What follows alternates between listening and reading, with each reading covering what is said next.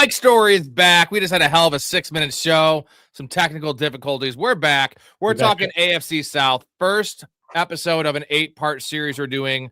All the divisions twice a week for the next month. Tune in for those because we're talking fantasy. We're talking landscape. We're talking depth charts. All that kind of stuff. Storey, this was actually the first, not this division in particular, but this is the first show that we ever did on the channel, me and Kappa. Way back in the day, we were going to do the NFC. And it was our first show. We ended up getting through one division in 2.5 hours. Well, I mean, how long do you expect it to go tonight? Like, we got a lot to talk about. It was just funny that we planned on doing the entire NFC. Oh, okay. And that was the plan. And then we ended up getting through one division. In the last 15 minutes of the show, we were talking about Trevor Bauer when the allegations came out. And on record, I said that I said Trevor Bauer's innocence and like blah, blah, blah, blah, blah, and ended up playing out. He's still getting blackballed right now, though. Wow. True. He is. And it's probably going to be another couple of years before that whole thing blows over. Yeah, at that point, he'll be too old to pitch. So he made a lot of money, though. He made like $200 million. I don't know how much money he had to pay on lawyer fees, but got a couple news notes I want to get to before we move on to the division here. So we talked about Brissett a little bit. I didn't hear what you had to say, but I'm sure it was awesome. Alvin Kamara. So Saints GM Mickey Loomis says the team is trying to see how Alvin Kamara will fit in the offense. This does not seem great. He has a $10.4 million cap hit, Story. So it's Saints or bust for Kamara, right? That's what he's been saying all along. He has said from the beginning that he does not want to be traded. If he gets cut, he's just going to retire. Now, when push comes to shove, we'll see if that actually materializes. He could be a veteran signing if they cut him during camp.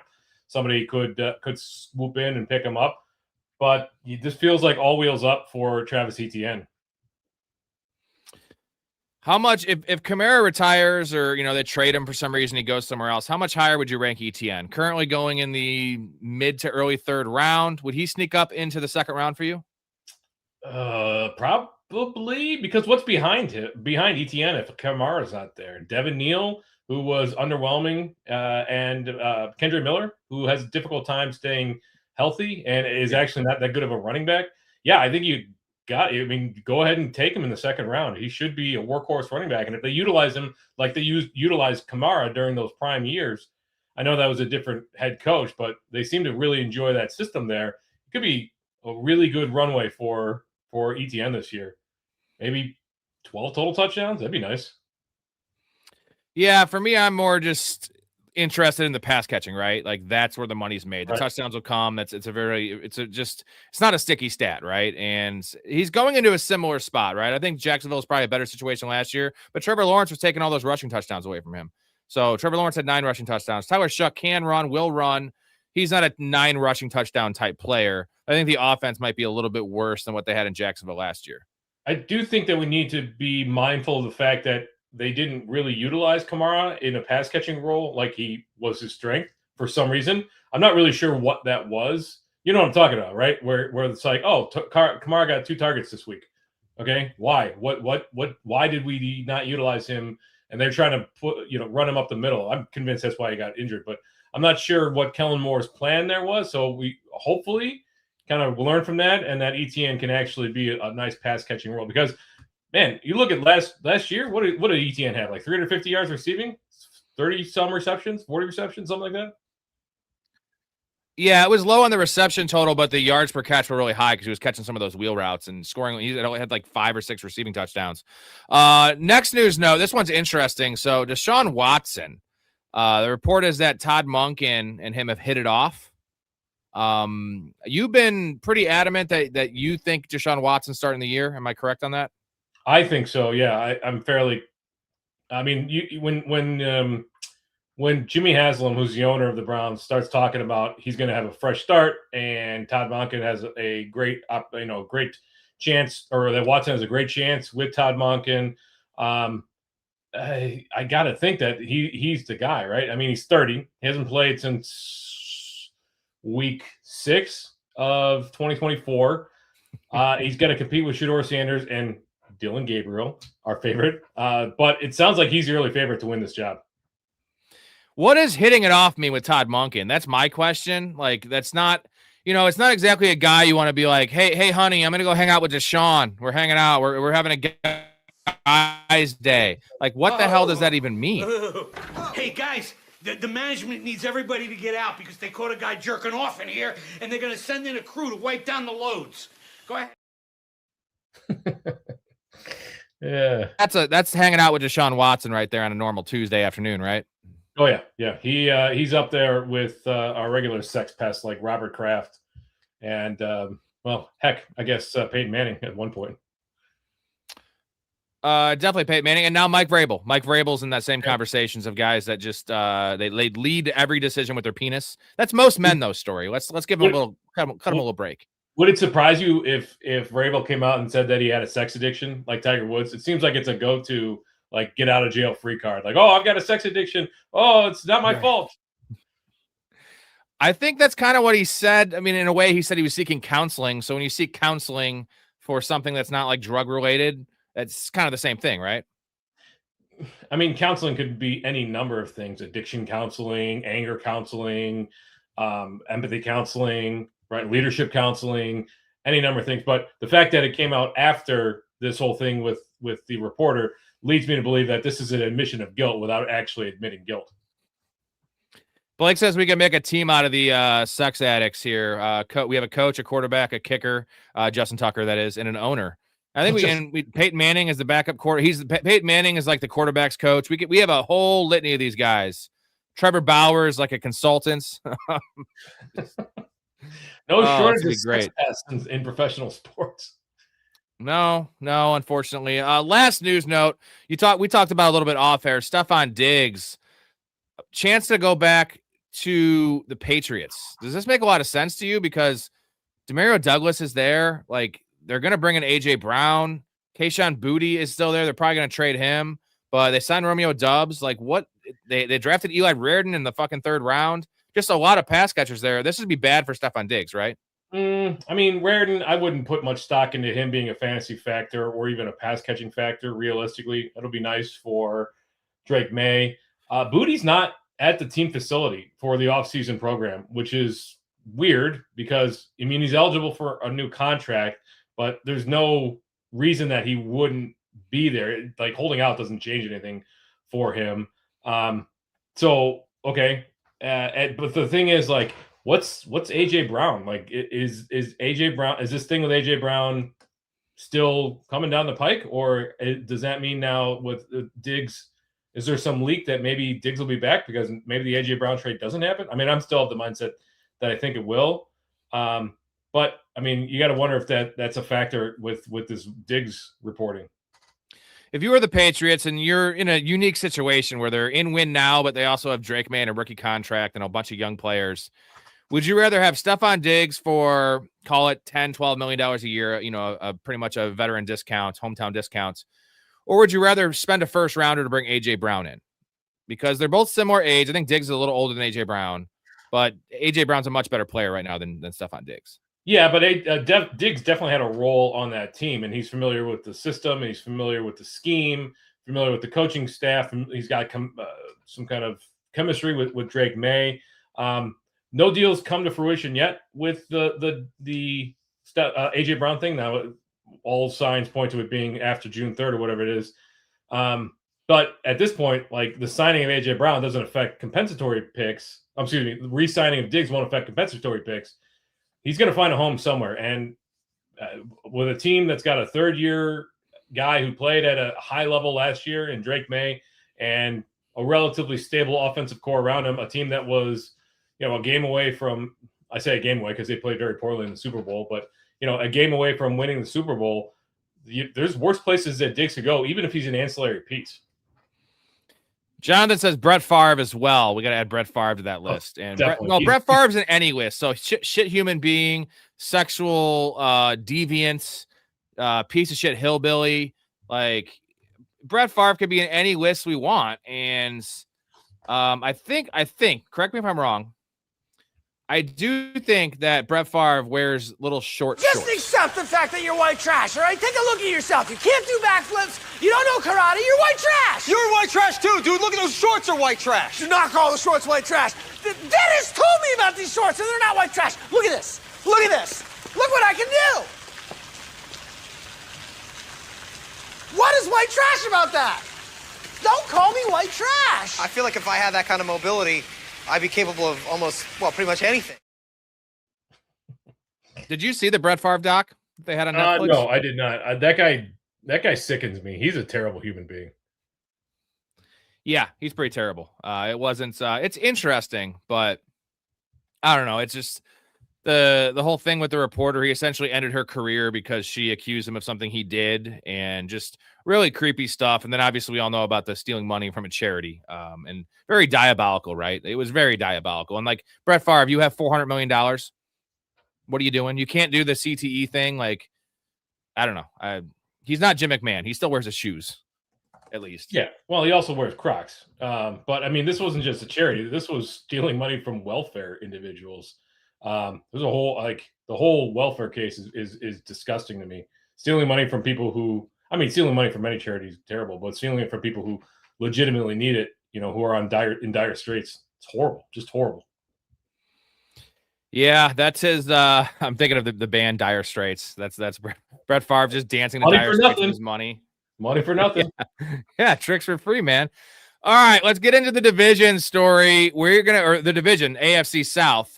On Thursday, I believe we're gonna do both Souths. We're gonna do the NFC South on Thursday. We're starting with the shittiest divisions and working our way up towards the end and more interesting stuff. But that being said, a lot of fantasy goodness, a lot of fantasy nuggets for you guys here.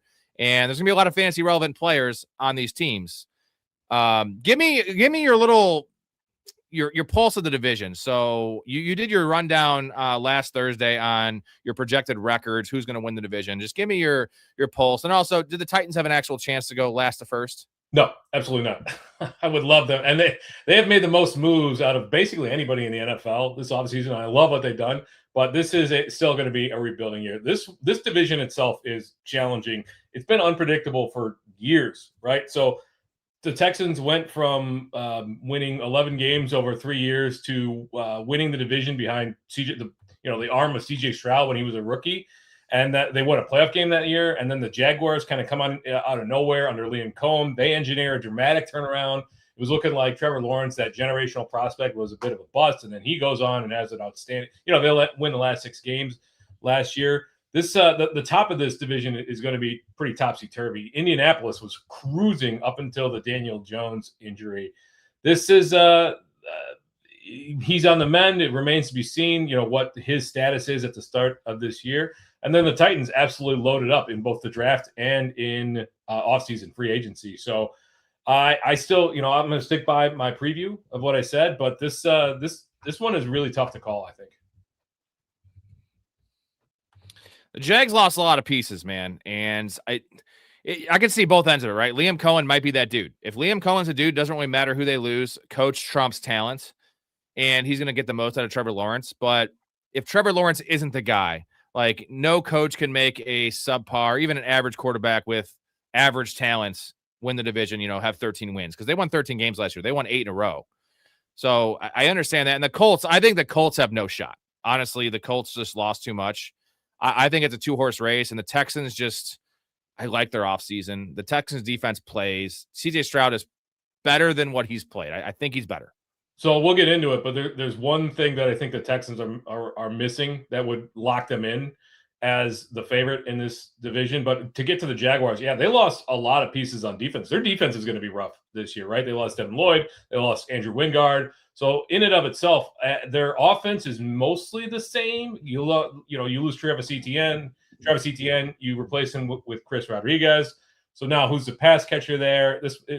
His cast of characters is mostly the same around him. How much does Travis Hunter play? Yeah, it's a pretty complete offense, but are there stars on this team is the question outside of Trevor Lawrence. And is he actually a star? One season does not a star make.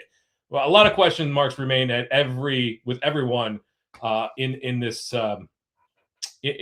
division in general. All right, let's start with the Texans story. And the Texans went 12-5 last year. They had a pretty rocky start, and they got it together, and they won a lot of those games without CJ Stroud, which was pretty interesting. That kind of got their season kickstarted. Their defense is elite. 404 points forward, 295 points against. Elite defense, best pass rush in the league. Love their secondary. They're all 3 levels type defense. Offensive line could be a little better. I mean, it has to be better, right? It can't be any worse than what it's been, or could it get worse? I mean, I think this offensive line finally looks like a quality unit. Last year was, I mean, it was bad, not as bad as we remember. They were actually ninth best in sacks allowed, allowing 31 sacks. But the prior year, they had 54 sacks against, which is third worst in the league. But so they got, and I don't know how to pronounce this guy's first name, but Ariante Ursay. So that's their premier left tackle now. But they signed Wyatt Teller and Braden Smith. And then they drafted Nick Caserio. I'm sorry, the general manager, Nick Caserio. He drafted Kalen Rutledge from Georgia Tech, who's probably going to move to center. So now all of a sudden, you replace 4 guys on this offensive line, 3 of whom are veterans, one of whom was highly touted coming into the draft. This offensive line, I think, is going to be a strength of this unit. Is it going to be top 3? Probably not, but I could see this being a top 10, top 12 unit, which they're going to be great in run blocking. So David Montgomery, I think, is going to be plenty of opportunity here for Dale Montgomery. I think they're going to be pretty nasty in the trenches this year. All right, I got some stats for you. Interesting stats that caught my eye about the Texans last season. So C.J. Stroud's adjusted completion rates per Pro Football Focus has declined every year. So not only has the eye test gotten worse, his best year was his rookie year. It's gotten worse every year and kind of bottomed out there in the 2 games in the playoffs, specifically the semifinal game or the divisional game. That was fucking awful. That was the worst thing I've ever seen. That was rough for a lot of people in the Texans. They should have won that game. If he just plays a B- game, they win. He played an F. Might have been an F- story. That's not really a grade they give out in school, but that should have been that's an F-. That was awful. You're gonna love this next one story. Woody Marks ranked 51st in terms of running backs with 90 plus carries last year. And it was 46th in yards per carry, 34th in rush yards over expected per attempt, 46th in yards after contact, 45th in missed tackles forced, and 43rd in Pro Football Focus rushing grade. Yeah. Those are his ranks among the 51 running backs. That's all in the mid to high 40s. Yeah, I mean, if you were managing Woody Marks last year, you felt the pain. It was everybody thought it was wheels up for him. Everybody thought that this, he got the opportunity, and he was going to perform when he got the opportunity, and the volume was there. The volume was not lacking, but the efficiency was horrendous. The actual yards that were created was horrendous. He did score a few touchdowns here and there, but he also spent a lot of time off the field with injuries. He's going to play a complementary role, a pass-catching role to David Montgomery this year. He's not going to be the bell cow back, and he was never designed to. He should never have been thrown in that role. He doesn't have the body type for it. So yeah, it was a nice. We were all hoping that Woody Marks was going to be that breakout player, that pickup of the year, and he just never materialized. So those of you that were back in the early days of the streams last year, we had the running joke that Woody Marks is back in the 10 again. I text you, you text me every time we're watching Red Zone, just Woody Marks in the 10s, and then he'd always come back. And I think one game he missed. Didn't come back after the 10th, we were joking about it like 3 games in, and it was he pretty much starting like week 4. So week 7, week 8, we're like, oh my God, this is insane. And literally it kept on happening until the end of the season. And it looks like a season-ending injury. He's in the 10th, and then literally he misses 1 series and he's back on the field. Yeah. Like he owns it, man. So like second or third game into this, I've got him in a big money league, and he's my RB2. So, your RB2 goes down early. That's a blow to your week right off the bat. Every week counts when you're talking big money league. And, I start complaining, and by week 4, I'm just like, look back. On week 6, the 6th week in, he's holding his ankle. It looks like it's, his ankle's about to fall off. He limps over to the tent, and he's back on the sideline with his helmet. Even the announcers by the end of it were making light of the situation. It was weird. Dude, he reacted like more aggressively towards those injuries, almost all of them, than Tyreek Hill did when he shattered his entire leg. You know what I mean? I think when that point, when you have such a major injury, you're in shock. But like Woody Marks is just like screaming and hobbling and crying and like just back on the field. So all those stats I just read out to you, Storey, mixed with the fact that they, even before the blue tent incident, remember how I don't think it was Liam Cohen, but the GM was like, we view Woody Marks as a pass catching running back, as a third down back. And that's before all the injury stuff. So this is why you bring in a guy like David Montgomery, where Woody Marks can just be slotted in. And they didn't really use him in the passing game last year. They didn't use anyone in the passing game last year because CJ Stroud, I don't know. You'd think he would check the ball down. He just doesn't do that. So I like Woody Marks as a handcuff, though, and I think he's going to be somewhat of one of those more playable handcuffs than some of the other guys. Like we've seen, like, Brian Robinson last year for the Niners wasn't playable. I think Woody Marks would have some appeal in PPR. I agree to that, and like I said, I think that the defense, as nasty as it was last year, like they basically maintained what they had last year. So this team should be ahead in games. You should get some respite for David Montgomery. He's a year older. I agree. I think that he's going to be one of those more playable ones, maybe to the level of like Tyler Algier. He's not going to be like the goal line back, but in terms of pass catching, opportunities are certainly abound. And especially with how, I guess I mentioned it in the intro, I guess the one glaring weakness is the playmakers outside of Nico Collins, right? Jaden Higgins, Jalen Noel, they're fine. A lot of question marks there. You're getting Tank Dell back. What's his health look like? He will look awesome to start his career. I think it's fourth. No, this would be his fifth. I think they picked up his option. And then you got Dalton Schultz. Fine. Okay. There's not really a whole lot there. This team feels like, do they have the firepower to they have the firepower to win the division or get a wild card? Do they have the firepower to actually make a deep run in the playoffs? And I'm not so sure they do if Tank Dell is still reeling from that injury. So I want to get in this wide receiver room in a second. I have two more stats that are wide receiver related. So Nico Collins registered 3-year lows last season in yards per route run and Pro Football Focus receiving grade. But both marks still ranked him 9th among 76 qualifying receivers. So his worst year in 3 years is still 9th among 76 receivers. You see that as a good thing, right? Like if this is his bad year, and I think he was hurt towards the end of the year too, because they stopped playing him a full snap share. I'm not sure. Did he miss any games last year, or did he play every single game? I think he missed one game. It was one game. He missed one game because I remember I streamed Jalen Noel or something, and he missed one game, but then he came back and just wasn't the same, and his snap share went from typically 88 to 90% down to like 66, and the rest of the year he was playing 2/3 of the snaps only, and Higgins was actually out snapping him. Yeah, I mean, even missing a couple of games, even with a third-year unproductive C.J. Stroud, he still had 1,100 yards receiving last year. So his bad year is still a great year by any stretch. The problem is, again, who's that second receiver? Who's the slot receiver? I kind of have a little hope the more I dug in. I like Marlon Klein. I think he got drafted highly because of where Colson Loveland went last year, but his 40 time was slow, but you go back and watch some of the game film, he certainly plays a lot faster than that. So I think there's some opportunity for him there. I hope that Tank Dell can get back. He's certainly a valuable piece, and CJ Stroud loved going to him. You could also look to see a veteran get signed for a 1-year deal here. We talked about Stephon Diggs earlier. Keenan Allen is still floating around out there. There's a couple guys that could still be added to this roster in the offseason.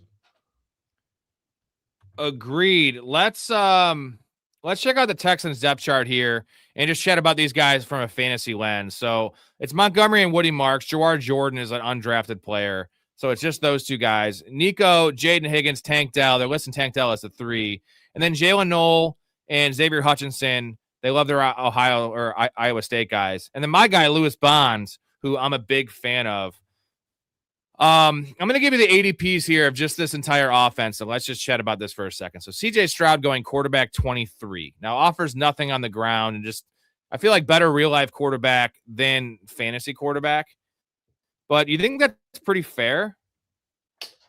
I could see taking him in that range and platooning him with a high upside, like a high upside guy who's being drafted in like the 13 to 16 range. You know what I'm saying? No, Malik Willis. Where's Malik Willis being drafted? Quarterback 18. Okay. So this is more of a super flex thing because I think CJ Stroud's not on any. He's not going to be on the radar. He could be a streaming option later in the year. But in terms of drafts, you're not drafting CJ Stroud. No. I redraft. You're probably right. I mean, unless your team, you got deep rosters and your league is really quarterback heavy, that would be the only case. And also best ball, like so he is getting obviously every quarterback is drafted in best ball. So sure. I don't mind the price. I just best ball I'm shooting for spike weeks, and CJ Stroud just doesn't have those. But he did have those when Tank Dell was around. So Tank Dell could change these things. Let's get to the running backs real quick before we get to wide receivers. David Montgomery, RB20. This is half PPR. Woody Marks, RB44. I kind of like both those prices, but I might be the highest on David Montgomery in the world. I want David Montgomery on all my teams this year if I can get him. Yeah, I mean, adding Teller to the Texans' offensive line is going to give them some nastiness in the run game, right? His run blocking was highly touted by Pro Football Focus last year, so I expect that this run game is going to be very on the upswing. And David Montgomery at running back 20 with Marks in a complementary role, you could do a lot worse, right? I mean, RB20 is probably being drafted where? In the 7th, 8th round? No, well, I'm going off underdog. No, typically RB20 is off by the 5th round. Oh, okay. Everyone's going robust RB these days, Storey. Well, that's true. I need to readjust my thinking, right? Like I haven't looked at ADPs yet, so I would guess based on the last 2 years that running backs have probably been really steamed up boards. See, what I'm hoping is that I play a lot of full PPR. I'm hoping that people are going to see David Montgomery and look at his pass catch in the last couple of years, which hasn't been terrible, but it's been like, 31 receptions, 27 receptions, and they're going to fade him a little bit more in PPR, where I think the comparison is Joe Mixon 2 years ago with this team. I think David Montgomery has 50 catch potential because he's going to be playing all the snaps, and he's dude, go back to that Bears year. Didn't he have like 60-plus catches with the Bears? I don't remember. Maybe. It was 60. Blake, check that out for us. What was David Montgomery's high? I think it was like 64 catches with the Bears. So he has the chops. He's not great. It's mostly just dump downs, but great pass blocker. Like he's going to see the field a lot, and the goal line stuff's undeniable. But I feel like this is not a Derrick Henry situation where you're looking at 13 receptions. Like David Montgomery's catching 30 balls, the bare minimum. I mean, again, you mentioned that CJ Stroud doesn't really check down. I think 30 is pretty aggressive. I think it's a really aggressive total, right? Like they've got Woody Marks there. I think they're pretty comfortable running a 2-back system. As you mentioned, Gerard Jordan, Oregon State, undrafted. He was really productive at Oregon State. It's surprising he never got drafted. But yeah, I think 30 is still pretty aggressive. 54 in Chicago that 1 year. Okay, wow. But he still was having 30-plus reception seasons with Jimmy. I know Jared Goff just chucks the ball, the fuck out of the ball. But I'm just saying, in limited playing time, he had 42 the next season with Chicago, and then he's been down to like the low 30s. But that's with 45% of the snaps. What do you project Montgomery's snaps here? 65% this year minimum? Yeah, that seems exactly in line with what I would expect. 65% for this team. I think you're going to get a lot of running. I mean, they scored. How many points did they score last year? 404. Yeah, that seems about right because they're probably only going to give up about 325. But game script is great. And let's not forget, guys, they traded for David Montgomery. It wasn't a pickup. They traded for David Montgomery. Like, that's huge. That's huge. So I just love David Montgomery. Let's talk about these wide receivers. Nico Collins, wide receiver 11. Jaden Higgins, wide receiver 54. Tank Dell, wide receiver 80. And Jalen Noel, wide receiver 104. So are you in on Nico? And this is redraft, not dynasty. Are you in on Nico at wide receiver 11? Yeah, man, I can never quit Nico Collins. That dude is an absolute stud. Like he had a concussion last year, which is not prescriptive for injury. So I know it seems like people think that he's a little injury prone. I think it's all coincidence. I think wide receiver 11, I think you're getting a discount on him. I think this team's going to be better this year. And with the Jaguars being better, with the Titans being better, remember the Titans were 0-6 in the division last year. With the hopefully the Colts are good. Like we could see some more difficult games for them. Might lead to more passing. I like Collins at 11. And then Higgins at 54. We'll get to your guys' comments here in a second. Higgins at 54 seems fair. My issue with Higgins is he's the same type of player of Nico Collins, and they're going to see the field together. But when they have both those guys out there, I'm not saying neither they're slow guys. That's why Tank Dell is so big for this offense. You need someone to stretch the field. And neither of these guys, even Nico Collins, he does catch bombs, but he's not a burner. And Higgins is definitely not a burner. So, and their tight end's a dinosaur. So, you need to have some kind of speed in the field. If you have David Montgomery as your running back, what's keeping the defense from being in the box is my question. Tank Dell. Well, so Tank Dell needs to come back. Wide receiver 80, definitely love that. And then we have Dalton Schultz. Right? You're not drafting anybody else on this team. No. Under Dalton Schultz, when I wrote down the ADP, I just wrote tight end and then tight end 23, just because it's Dalton Schultz. He didn't deserve his name getting written down. It must have been an accident by me. If you're talking about a best ball situation, are you comfortable taking him at the end of the tight end twos? I mean, probably not. Like, what's the realistic upside for Dalton? So I know he dealt with a ton of injuries. Touchdowns, right? Touchdowns. Yeah, I guess so. I guess there is that. I mean, you'd have to be your third tight end, and you would really need to have nobody else around that you think, because that's such a. I know that touchdowns feel like upside, but that's such a floor play for a guy that really doesn't catch a lot of passes. Dalton Schultz or TJ Hawkinson? I think I know your answer. It's Schultz. No, way off, buddy. Let's get to a couple comments here. Hetzer says, "Is this CJ Stroud's do or die season?" I'm gonna let you take this because I have a pretty passionate opinion on this one.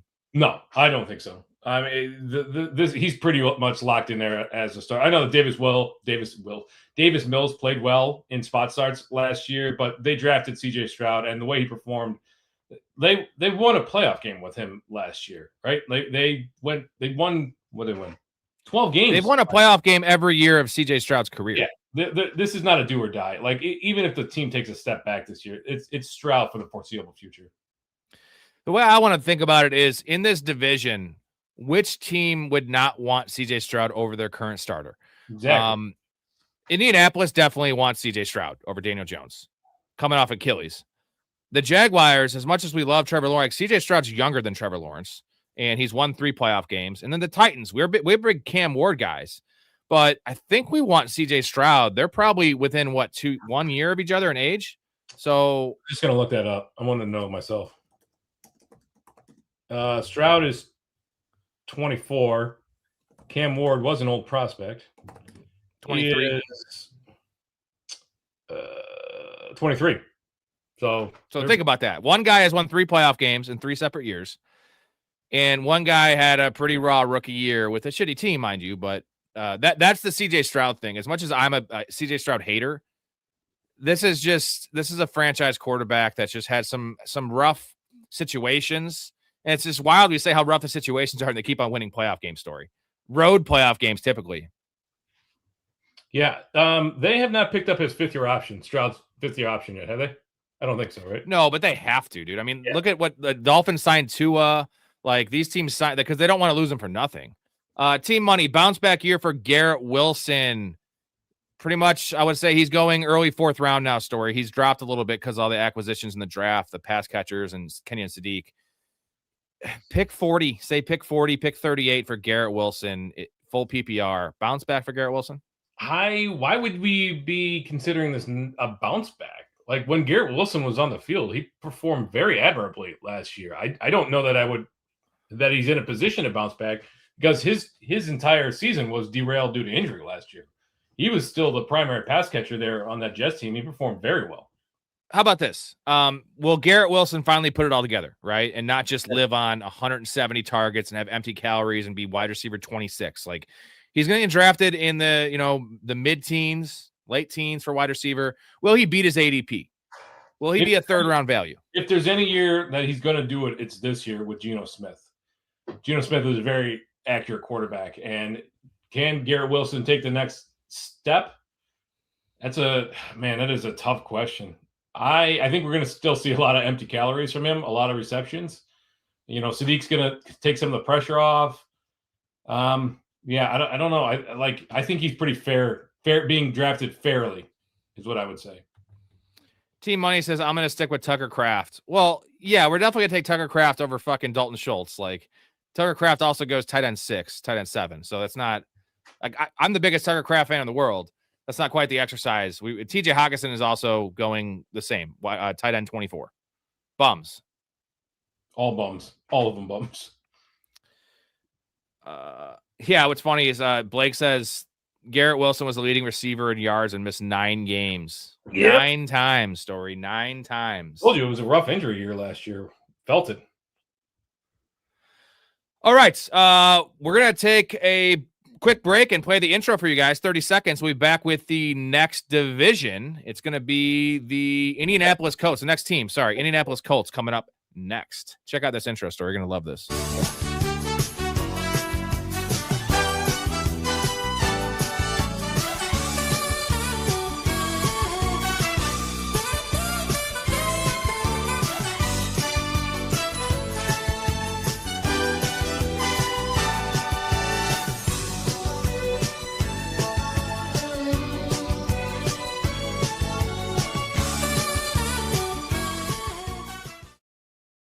What episode is that from?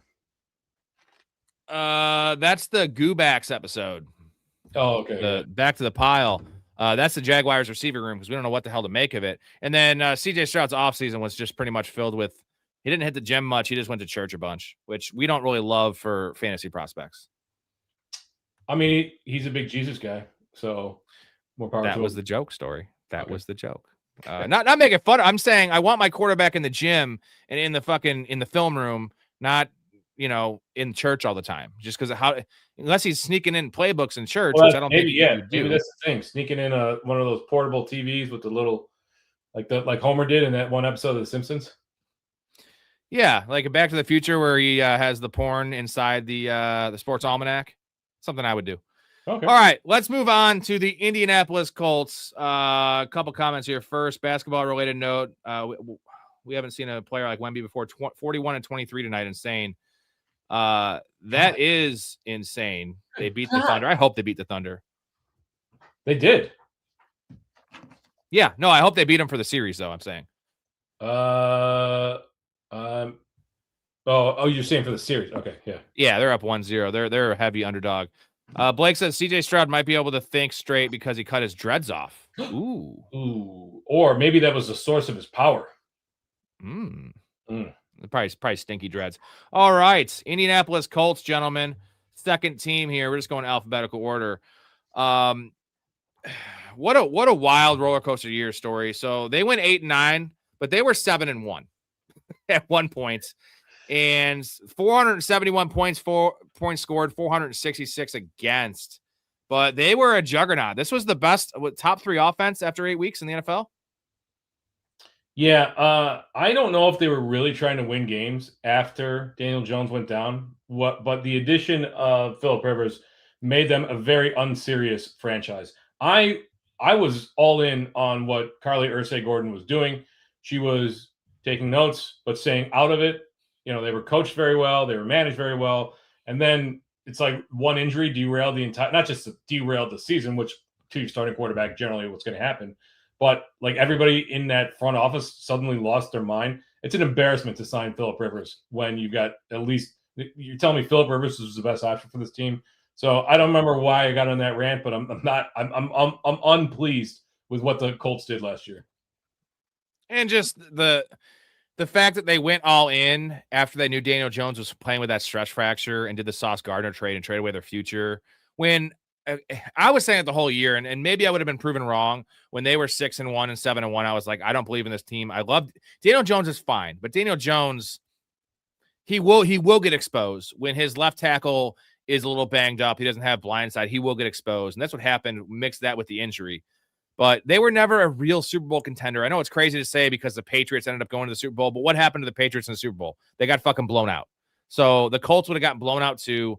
I hated the move for Sauce Gardner. And now they're going to pay. They paid for it this year in the draft. They didn't have a lot of picks. And this defense, we just said they gave up 466 points. Daniel Jones was not playing defense. So you can't blame Daniel Jones' injury on the fact they gave up 466 points. Story, what's going to get better? Like that. Okay, Daniel Jones is healthy now, maybe, but he's not playing defense. So how are they going to improve this defense? Is Sauce Gardner being healthy help this? So small point of order. They scored 466 points. They gave up 412 last year. Still a lot, but yeah. Okay, my bad. That's a typo on my end. Yeah, no worries. I don't think this offseason could have gone worse for the Colts. This was rough. Like the signing of Alec Pierce was weird in and of itself. Gardner should be healthy, but they didn't have a first-round pick due to that trade, and they were hamstrung cap-wise due to Pierce's new deal and Daniel Jones's new deal, a guy who tore his Achilles. They gave an $88 million contract to, despite the injury. So they're going to have to rely heavily on some draft picks because they lost Braden Smith on the offensive side. They lost Michael Pittman. They lost Kwity Paye on defense. They lost Nick Cross. They lost Zaire Franklin. That's a huge loss on defense right there. And their defense wasn't very good to begin with. So I guess that the signing of Alec Pierce gives them arguably one of the best deep ball threats in the league in Alec Pierce, right? 1,000 yards and just 47 receptions. Can they bump up the reception total? Can this guy be a complete package and put together a 1,400-yard season and 85 catches and and 8 touchdowns or something like that. I think it's going to be tough to do if Daniel Jones is not healthy. But, they've got a couple of good picks in the draft they need to replace, but I think this is going to be very difficult. Like, who do they have besides Alec Pierce? Josh Downs, right? He's got to have to play a bigger role. He looked good his first 2 years, and then he just took a major step back last year. I know people are looking at him as a breakout candidate, but the fact that he took such a big step back, 566 yards last year, leads me to believe that I'm not sure he's the guy. And then Tyler Warren. Tyler Warren actually might be being overlooked due to Colston Loveland's end of the year. But yeah, they do have some cap space. That's the one thing. So they can be aggressive if the market opens up, if somebody comes on the free agency market. But there's not a lot of guys that I think are going to be difference makers at those positions. This could be a rough year for the Colts. Let's get to Blake's comment, then I'll get to yours, Sports Chaz. So trading Pittman's going to hurt them, and I definitely agree with this. They should. Blake thinks they should try to bring in one of the veteran wide receivers, Debo, Keenan Allen, Tyreek, Diggs, someone they could rely on. Debo would be an interesting fit in this offense. I think that's the one that stands out to me because now he's not a one-to-one replacement for Michael Pittman. Michael Pittman scored on 9% of his catches last year, and previous 5 years was 4.4% touchdown percentage. So he was kind of their go-to guy in the red zone. And Debo is that guy you can manufacture touches for and can score, inside the green zone. I feel like that could be somewhat of a replacement there because Tyreek Hill, when is he going to be ready? Stephon Diggs is not a touchdown dude. And Keenan Allen, I think Keenan Allen's just dusty. I don't think he wants to go play anywhere else either. You think Keenan Allen's waiting for the Chargers to give him a call? They got too many. Brennan Thompson's there now. They brought in David Njoku. Like, just Keenan, just go retire. Go on Masked Singer again or some shit. I don't know. I think let's get to would be a nice addition to that wide receiver room. Like obviously they got a huge deep ball threat in Alec Pierce. They wanted him to take the next step. Josh Downs is their slot guy. So Keenan Allen as a slot flanker. Keenan Allen plays a lot in the slot. So moving him around the formation, giving him a safety valve outside of Tyler Warren for whomever the quarterback is, hopefully Daniel Jones. I think that'd be a nice addition. I think Debo's over the hill. I think he's pretty dusty. Tyreek, you mentioned, when is he actually going to be ready? And Diggs, I think, has bigger aspirations. Do you think Daniel Jones is going to be ready to start the season? Sports Jazz doubts it. I think he will be because I think that we said about Indianapolis being a pretty bad franchise. Like, they're going to rush him back because they didn't invest big money in him long term. It's not like this is Patrick Mahomes or, this is not their franchise quarterback. They think he might be, but they're not tied to him. And they're trying to win now with all the draft picks they traded. Like, they need to make this work and they need to make it work soon. And it's these Achilles injuries with between George Kittle and Daniel Jones trying to be ready week 1. It's fucking wild. Like, what a world we're living in, Storey. Yeah, I mean, the Achilles injury was late. It was in early December. I know he had surgery probably a week or two after that. So now you're talking mid-December. I don't know. I haven't heard much on the reporting lately, but we haven't heard much on Mahomes either, other than they're confident that he'll be ready by the start of the season. But medical science, when it comes to injuries have advanced significantly on the Achilles front over the last half decade. Like, there's new treatments and new techniques and new physical therapy related to getting guys ready. There's a new technique where you actually restrict the blood flow to the lower portion of the leg when it comes to Achilles injury. I can't remember why it works, but supposedly it speeds up the process. Yeah, there's something related to that. I was listening to a podcast about Storey. We got news on Anthony Richardson, though. They said Anthony Richardson still isn't ready from the eye injury, so they're not telling us everything. Good, tell me everything. Okay, they were both here. They were both inside me. Eduardo was in my mouth and Luther was in my butt. Oh my God, no, don't tell me everything. What? No, what? Damn it, Bonnie. Eduardo who? Sanchez. Holy shit, tell us more. Then Luther went in Eduardo's butt for a while. Tell us less. Tell us less. Then they both completed on each other. I was left out of the finale. So we have some updates right here. So I just found a study performed by the National Institutes of Health that the title is "The Effect of Blood Flow Restriction Therapy Following Achilles Rupture and Repair," a randomized controlled trial, and it's measuring whether BFR can minimize the loss of calf strength and muscle volume after an Achilles rupture. Interesting. Wow. George Kittle's getting that. Hatcher says the Colts have described his rehab as phenomenal, and he's expected to be fully cleared for the start of next summer. I mean, that's usually what they say about everybody, but we'd want to hear that opposed to nothing. And Jonathan says Mahomes posted videos of him golfing last weekend. Does that make you more or less enthused about Mahomes? Was he walking or was he using a cart? Either way, golfing is that's a lot of torque on the knee, my dude. Yeah, I guess. On the knee, though, like, is there really a lot of movement on the knee, like lateral movement? I mean, that's what you have to be worried about as a quarterback. Right. But you're still planting and there's still a little twisting. Like, it's better than not golfing. I prefer that. Same with the Colts thing. I mean, these are just puff pieces, though. But the golf thing isn't a puff piece. This is actually facts. So as a man that has knee injury, I play with my decimated knee golf all the time. So it can be done. But I don't know if he would be doing that if he wasn't doing well in his rehab, right? I don't think so. Like his focus should be on getting on the field. Conspiracy theorists will say the fact that they give a primetime game to the Chiefs in Week 1 means the NFL has inside knowledge as to the recovery timeline, but I doubt that. Oh, if it's his left knee, Jonathan, mine luckily is my right knee, and I'm a right-handed golfer, so left knee takes a lot more of the shit on the golf swing. So I'm even more enthused about Patrick Mahomes after hearing this report. I love it. I got some stats for you, and then we're going to go through the depth chart and go to ADPs here for the Colts. So Jonathan Taylor, this is pre and post Daniel Jones Achilles injury. So obviously his production went down a little bit. It was week 9 when he had that stress fracture. But I'm going when Daniel Jones is in the lineup and then out of the lineup. PPR points per game through week 13. Before week 13, 24.6 fantasy MVP. After and that was 18.4 expected fantasy points per game. So he was actually 6 points higher per game than what was expected because of those awesome long runs.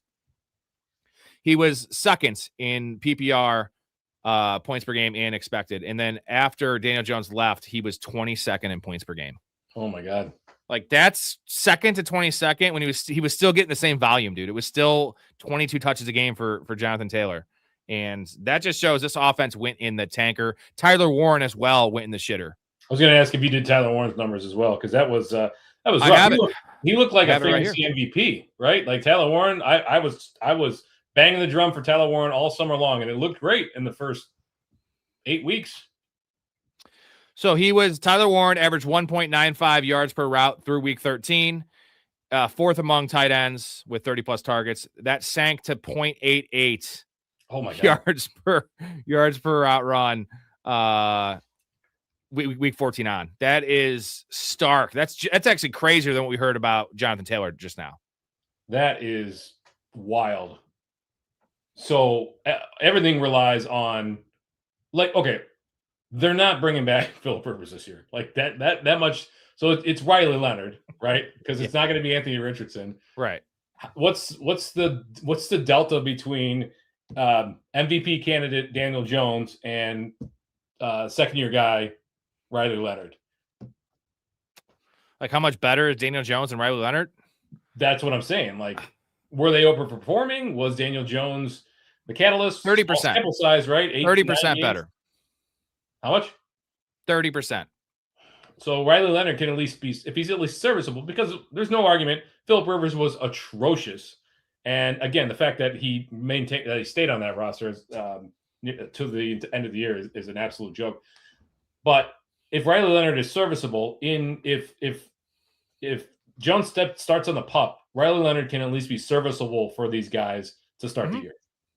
They should have started him from the beginning. Like when he went down, like what are they doing, Phillip Rivers? Anyways, one last thought on Tyler Warren though. They could make the playoffs, but again, terrible. But if you have Phillip Rivers, like if you think you're winning, Phillip Rivers couldn't win a Super Bowl when he was awesome at 29 years old. Like he's not winning it when he's 44. What the fuck? He's fat as fuck. Like wild. Tyler Warren got 3 carries inside the 5-yard line last year with that Wildcat formation. Check this out. That's more than Bucky Irving, Chuba Hubbard, and Alvin Kamara had. Chuba only had less than 3, and we know Bucky didn't have any. I think Bucky had 1 all year inside the Well, okay, that stat's a little misleading because 2 of those guys missed significant time with injury. They're also running backs, though. I mean, I get it. I'm just saying. All of them missed time. Alvin Kamara missed the whole second half of the year. So those guys all missed time. But the point is, in 7 games or 8 games, a lead running back on the team should have more carries than Tyler Warren. So this is a pro Tyler Warren stat because if you remember back at Penn State, I know you do, Storey. He throws lefty too, and he had multiple touchdown passes. He run the Wildcat, so he's a triple threat back there. And him in the backfield with JT, that's pretty nice right there. Pretty nice. Yeah, he gives you that element that you're not going to get with a Trey McBride. You might get actually, I take that back. Trey McBride, you might get an end around, right? We did see that a couple times with him, but you're not going to get that with Brock Bowers. You're not going to get that with Colson Loveland, and you're not going to give back with whoever the tight end 5 is. I would guess Harold Fannin. Yeah, they use Harold Fannin in the backfield quite a bit. So Harold Fannin actually got a couple carries inside. He got a couple carries too. I think he had a rushing touchdown. So Harold Fannin might get that as well. Okay. But it's rare. And like if he has 2 rushing touchdowns, that's just free 12 points, right? That's literally free. And that's a huge, that's almost a point a game, dude. That's a big difference for a tight end. Yeah, that's why I like Tyler Warren as a now this is a bounce back candidate, right? Because again, the first half of the year was incredible, outperforming expectations, and then obviously the whole offense takes not just step back, they crater around it. So getting him back to the level that we saw I guess it's tough to say bounce back when he's being drafted as a tight end 4 off the board. Mr. Stiller fan, we love that name. The division will belong to the Jaguars. We're going to get to the Jaguars right after we finish up on the Colts here, but I have a question for you regarding Ben Stiller and Jerry Stiller. Ben Stiller's been involved in a lot of epic movies, right? A lot of, some of the franchises. We love Tropic Thunder, but his dad is beloved to us as George Costanza's father.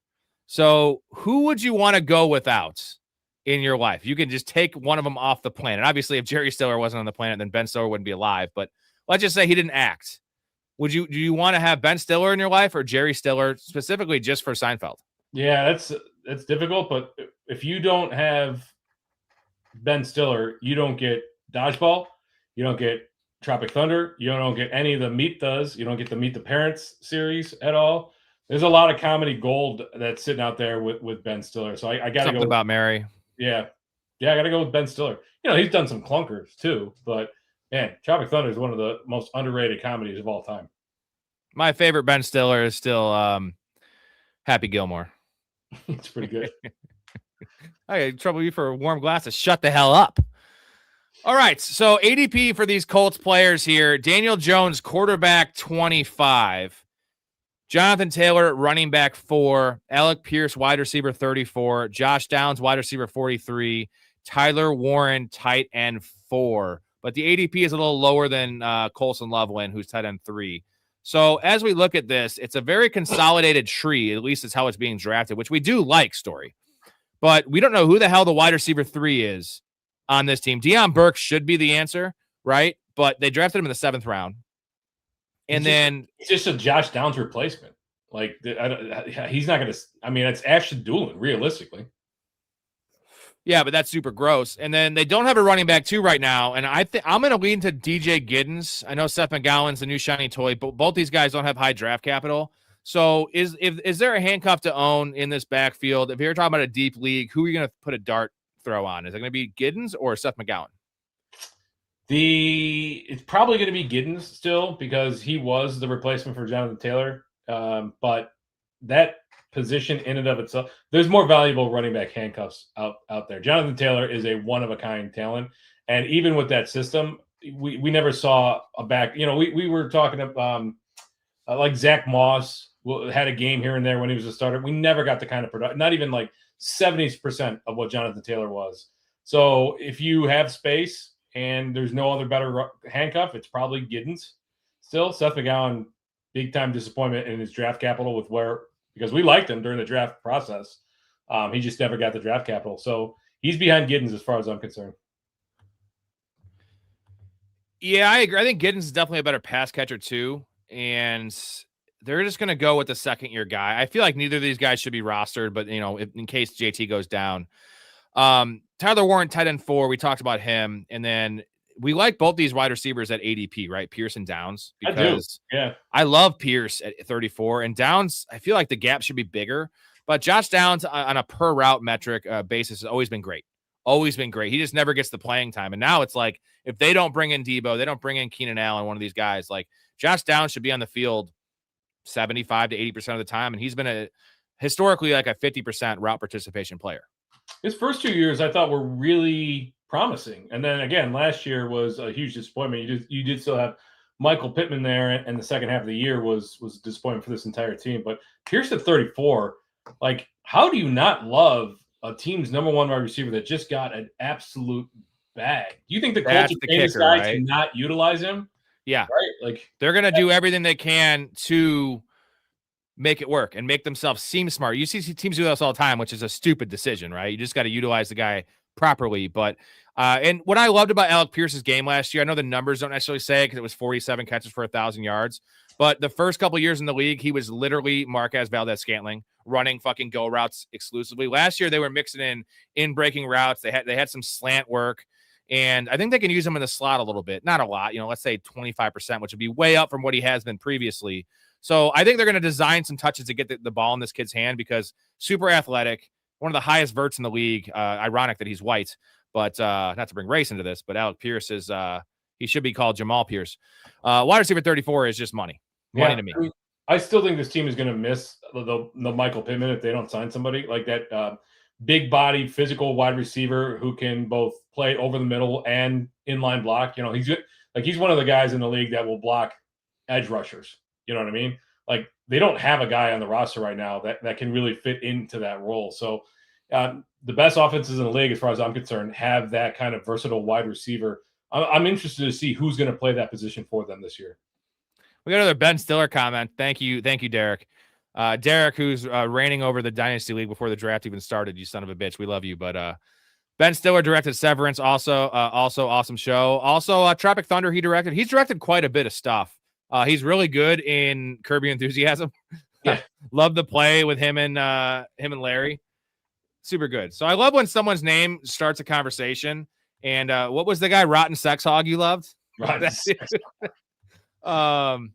One last comment from Stiller. He's all in on the Jaguars, and he doesn't like CJ Stroud. So let me ask you this. We already chatted about CJ Stroud and the Texans, but right now, currently, I know Trevor Lawrence was a can't-miss prospect. He's had one really good year early and then one really good year last year, but in between was awful. The Urban Meyer year I'm going to throw out. Who do you want right now? If you're the Raiders, I always use the Raiders as a team. They didn't draft Mendoza with that current roster, this ownership. You want CJ Stroud or do you want Trevor Lawrence? Stroud on your team. Stroud. Because Trevor Lawrence is also pretty young, right? Is he 1 year older than CJ Stroud? Probably 25? He might be 2 years older than him. What do we say Stroud is? 24, right? Yeah. I feel like the upside is with Lawrence, right? Just based on the generational talent we were sold on. He's shown glimpses. His upside's higher, but his downside's lower, dude. Yeah, the running ability is certainly a plus. I'm not so sure that works with Clint Kubiak's scheme. Like, they don't really want the quarterback running all that much.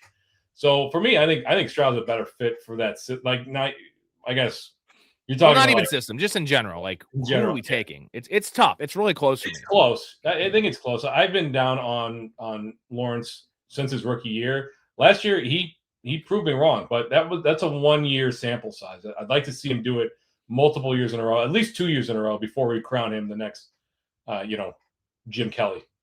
Well, here's how I want to frame it. And I know Trevor Lawrence has done well when the situation's been pretty good around him. But if you would just swap their locations, right, from day one, like, how would Trevor Lawrence have fared with the Texans? Does Trevor Lawrence have 3 playoff wins with the Texans? With that battle line? You know what I mean? I really don't. I mean, the draft capital delta in these guys is 1 pick, right? Lawrence first overall, Stroud second overall. These teams are committed to these guys as franchise quarterbacks. But I think Stroud has a longer and more prolific career when everything is said and done. I think Trevor Lawrence is going to end up flaming out in his early 30s. I hope it works out for Trevor Lawrence, just because we need more good quarterbacks in the league, and he is a dynamic player. You know what I mean? It's just some of the accuracy stuff and it's CJ Stroud is the same kind of situation. They see ghosts sometimes. Many Sam Darnold situations for both these guys. I know that the offensive line for the Jaguars is not world beating, but put Trevor Lawrence behind the offensive line that Stroud had last year and the year before, and let's see how he did under pressure. Stroud took 54 sacks in 2023. That's a lot. That's not just a physical beating. That wears on you mentally over time. We saw that with Caleb Williams 2 years ago. Speaking of sacks, Blake says, you're not a sack, Blake. He says, is Mo Alley Cox just on a lifetime contract with Indy? I feel like he's been there forever. It's only been like 6 years, but like he's always there. He pops up every like 5 games and catches a touchdown, and he's not heard from him for another month. Like, giant guy, basketball background, should be a good blocker, but it's not. Like, what's the deal with Mo Alley Cox? What's the deal with Peanuts? I don't know, man. They love Mo Cox there for some reason. He does pop his head up for a couple of touchdowns here and there. It's funny to see him like get past the linebacker, and then he's got to go one-on-one with a cornerback or a safety coming down. Like, and he's just a monstrous man. The size difference between him and a normal NFL player is staggering. I feel like Mo Alley Cox was there for Andrew Luck days. Like, I know he wasn't. I just feel like he's been there that long.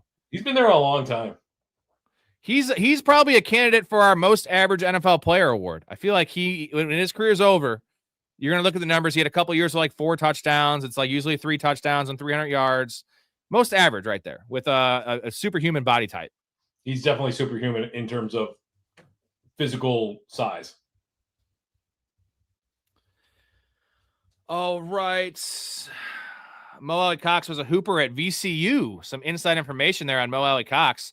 Sorry, Blake. I wasn't saying you were a nutsack. I was saying that Mo Alley Cox, his name is Mo Alley Cox. Speaking of nutsacks and Cox, you get it. You get it. I'm funny. All right. We need to move on to any last thoughts on the Tyler Warren tight end 4. Are you in on that based on let's say it's a 6th or 7th round pick? So, it's kind of where Tyler Warren was going last year. Remember how the buzz got pretty high on him and it was a 7th round pick? Yeah. This is a better year to buy in, right? I think, yeah, definitely. I mean, what's behind him? Everybody behind him has a ton of red flags. Harold Fannin has a ton more competition. Aranda Gadsden only had a very small sample size of production. Plus, he's got more competition.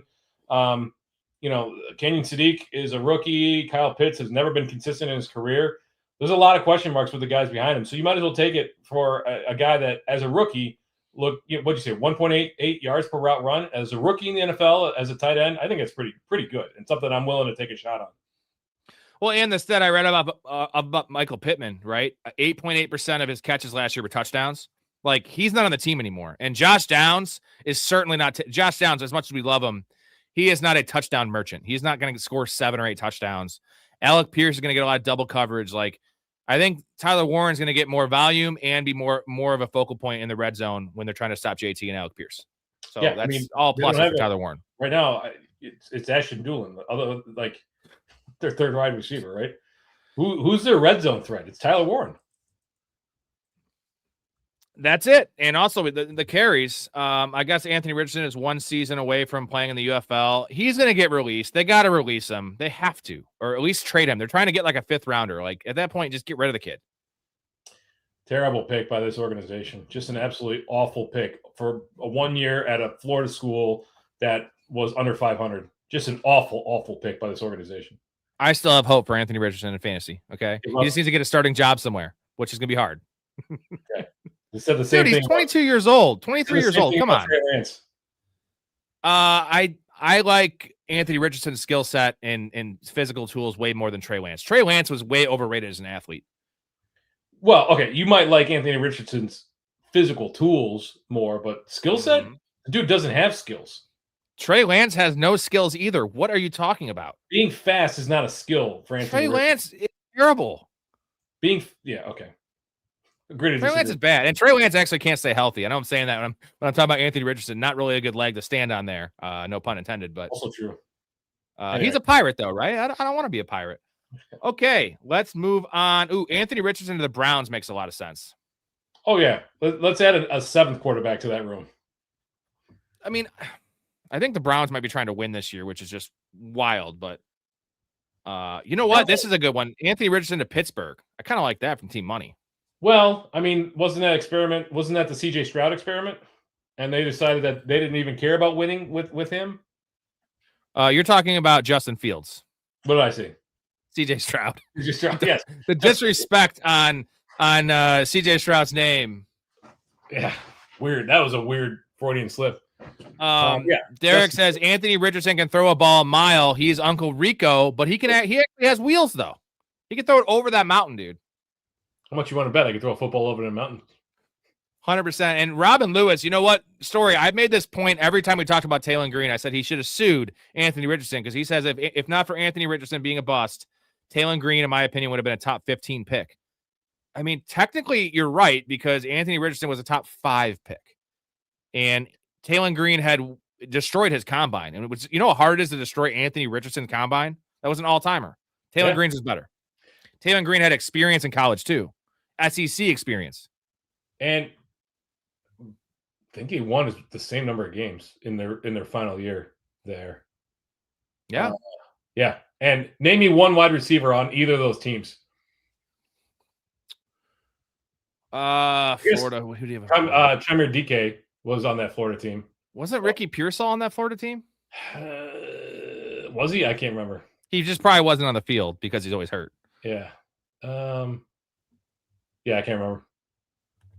I do have to add our Uncle Rico clip in here for sure. Yeah. Because we love Uncle Rico. All right. Let's move on to the Jaguars here. Stiller's going to love this. The Jacksonville Jags 13-4. Guys, 13-4 last year. 474 points forward, 336 points against. What a great point differential there. And they went 8-0. I believe it was 8-0 their last 8 games. So they were 5-4, and they rattled off 8 in a row. And then they kind of, they got Josh Allen. They played well. Trevor Lawrence did not play well in that playoff game, but that was a really close game. Kind of concerning that we know the Bills team, we say this every year, just undermanned, and Josh Allen was hurt.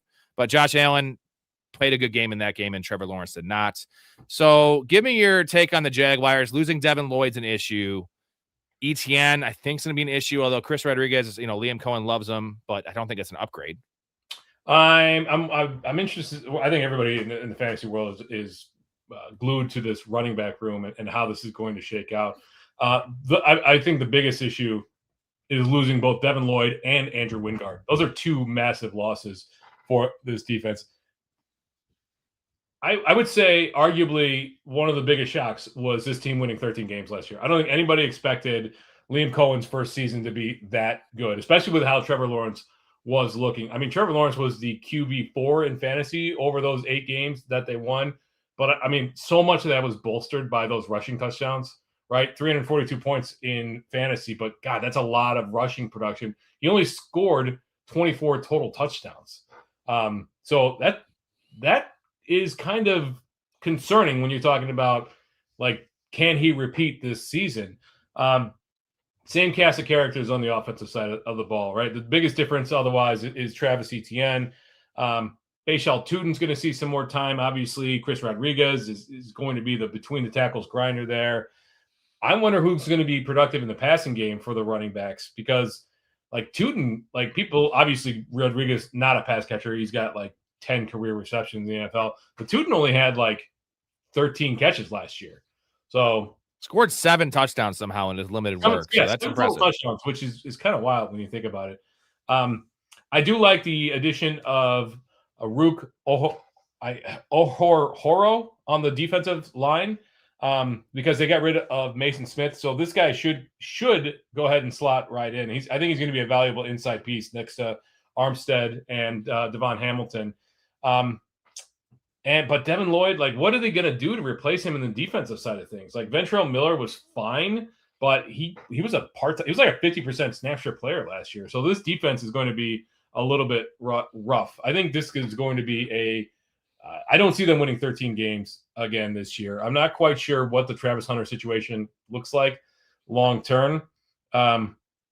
Yeah, I mean, they signed a lot of extensions, but I think there's a lot of work to do in order to make this team a Super Bowl contending team.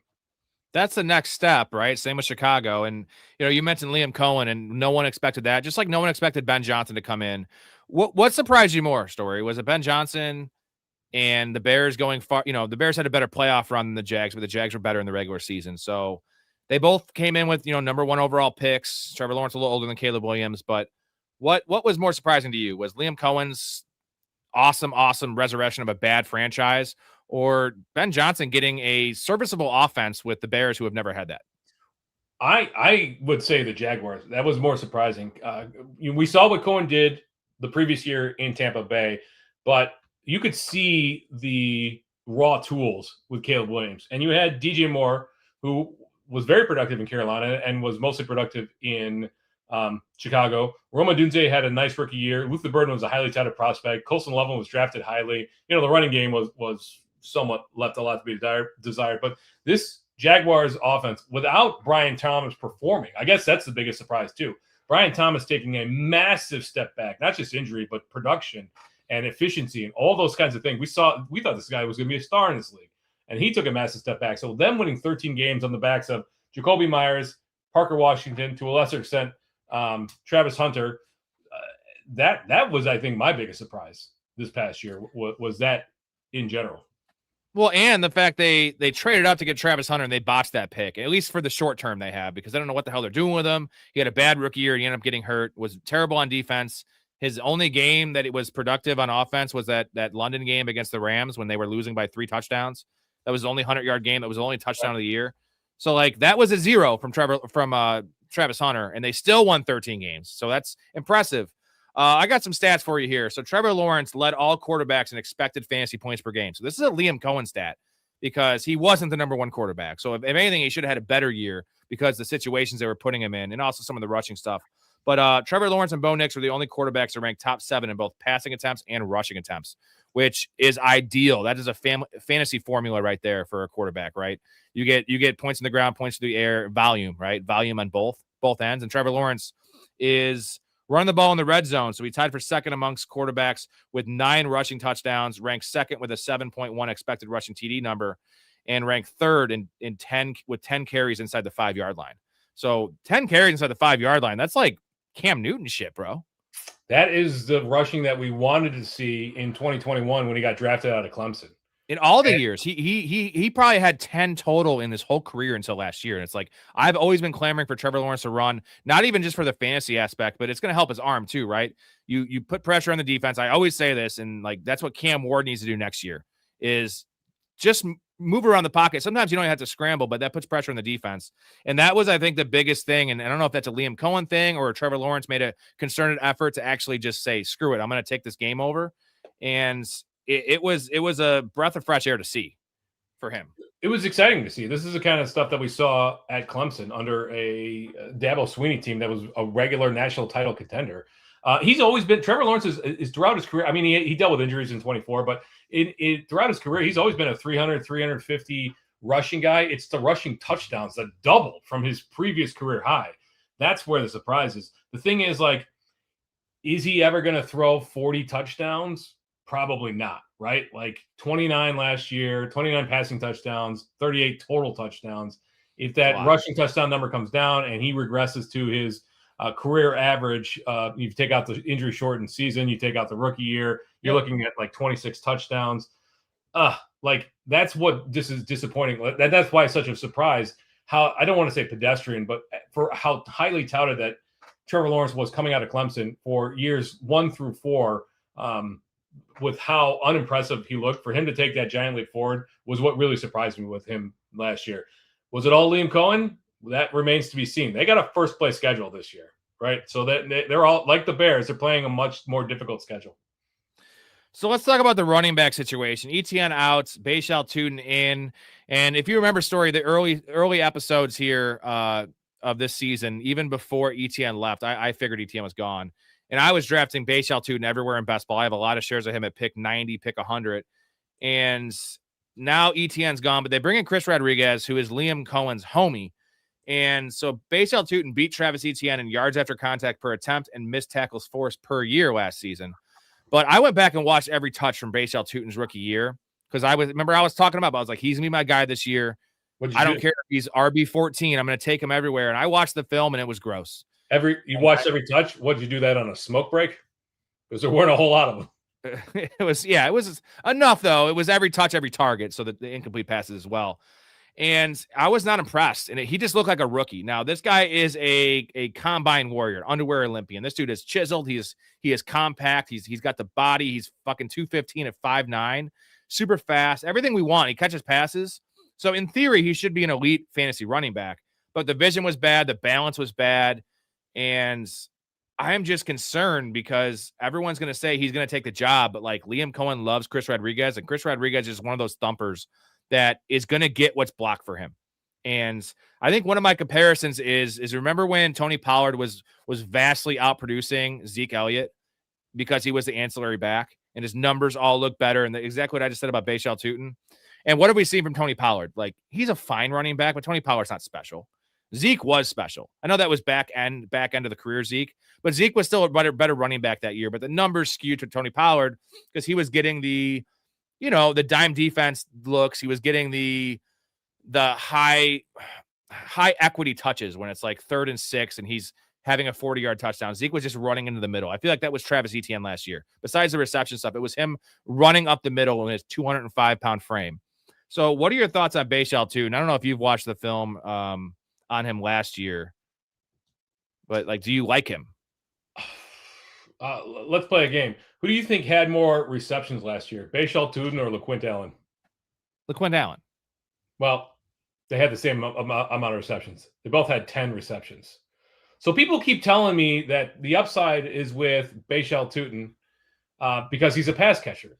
But the dude had 10 receptions last year. Now, I know that Etienne is a pass catcher and that he took up a good chunk of that. But if Bashal Tutin was truly this dynamic threat, don't you think they would have utilized him a little bit more, try to spell Etienne a little bit more, utilize him in the passing game a little bit more? 79 receiving yards. Now, he did have 2 receiving touchdowns, so one of those was pretty fluky. But, yeah, I don't know quite what to make of this. We keep hearing, or people are saying that Chris Rodriguez is Liam Cohen's buddy because he coached him at Kentucky.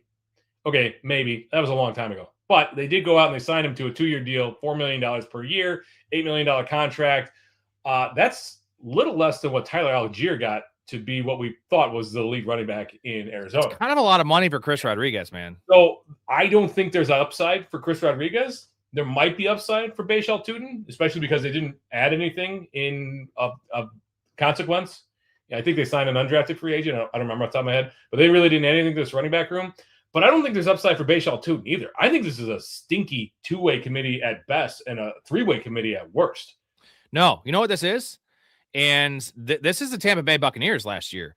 And I'm gonna kind of give you the archetypes of these guys. So I think that Chris Rodriguez is gonna be Sean Tucker, but more touches. I think LaQuint Allen's gonna be Rashad White, but less touches. And then Bashal Tutin's gonna be what Bucky Irving was when he came back. In between the 20s, you're going to get 14 touches a game with Bashal Tutin, and I think he has more juice to break off a long run than Bucky, but I think Bucky's a better player than Bashal Tutin. And you mix Trevor Lawrence's 9 rushing touchdowns in there. Now you have to share goal line work. If you're a Bashal Tutin owner, you have to share goal line work with Chris Rodriguez, who will probably lead the team in goal line carries. You're going to have a quarterback that was, I just read it, 10 carries inside the 5-yard line. And LaQuint Allen, they love, as a rookie, they trust him in pass protection Story. And they talked him up. Like, he's only going to get better. And I'm not saying LaQuint Allen's going to really be his numbers won't reflect the impact he has on this team and the snaps he plays. It's not going to be a lot. It's going to be 18 to 22%. That's enough to take away. And you're talking about a 2-way committee. It's not a 2-way committee because now they're splitting 80% of the work. So maybe it's going to be 50-30 Bashal Tutin, but you're still looking for at a 50% snap share when you're losing passing down work, you're losing goal line work. Is his ability and his offense good enough to support him going RB26? Because he's not going in the top 24, at least. I do see the upside there. Because the player archetype is what we want, dude. This is not a Brian Robinson Jr. type player, right? This is a guy that can break the big one and is a plus pass catcher. But I don't know if they view him as this. Yeah, I mean, LaQuint Allen got a decent amount of work for a 7th-round pick last year, which was very surprising in and of itself. Tutin was pretty inefficient last year, 3.7 yards per carry. RB26 though, it's probably worth throwing a dart on that guy in a couple of drafts just in case he does end up taking the lead job role and popping off. You want to have some exposure to him, but if you're only doing a redraft league or 2, I'm not sure that there's enough meat on the bone for any one of these guys to be fantasy relevant. So LaQuint Allen not draftable. Maybe I'll take some shots on Chris Rodriguez late, and we'll see what week 1 looks like. Right? A lot of pundits are going to tell you to draft Bashal Tutin, draft him ahead of ADP because he's going to be the guy. Would it surprise you to see it come out in week 1 and Rodriguez has 14 carries and gets 1 target, and Bashal Tuten has 10 carries and gets 4 targets, and neither one of them has an RB2 or better day? Bashal Tuten or Chuba Hubbard this year? Chuba Hubbard is kind of gross this year. Like that one, did you? No, I don't, because I kind of like Jonathan Brooks. Yeah, Dad, you need some of this.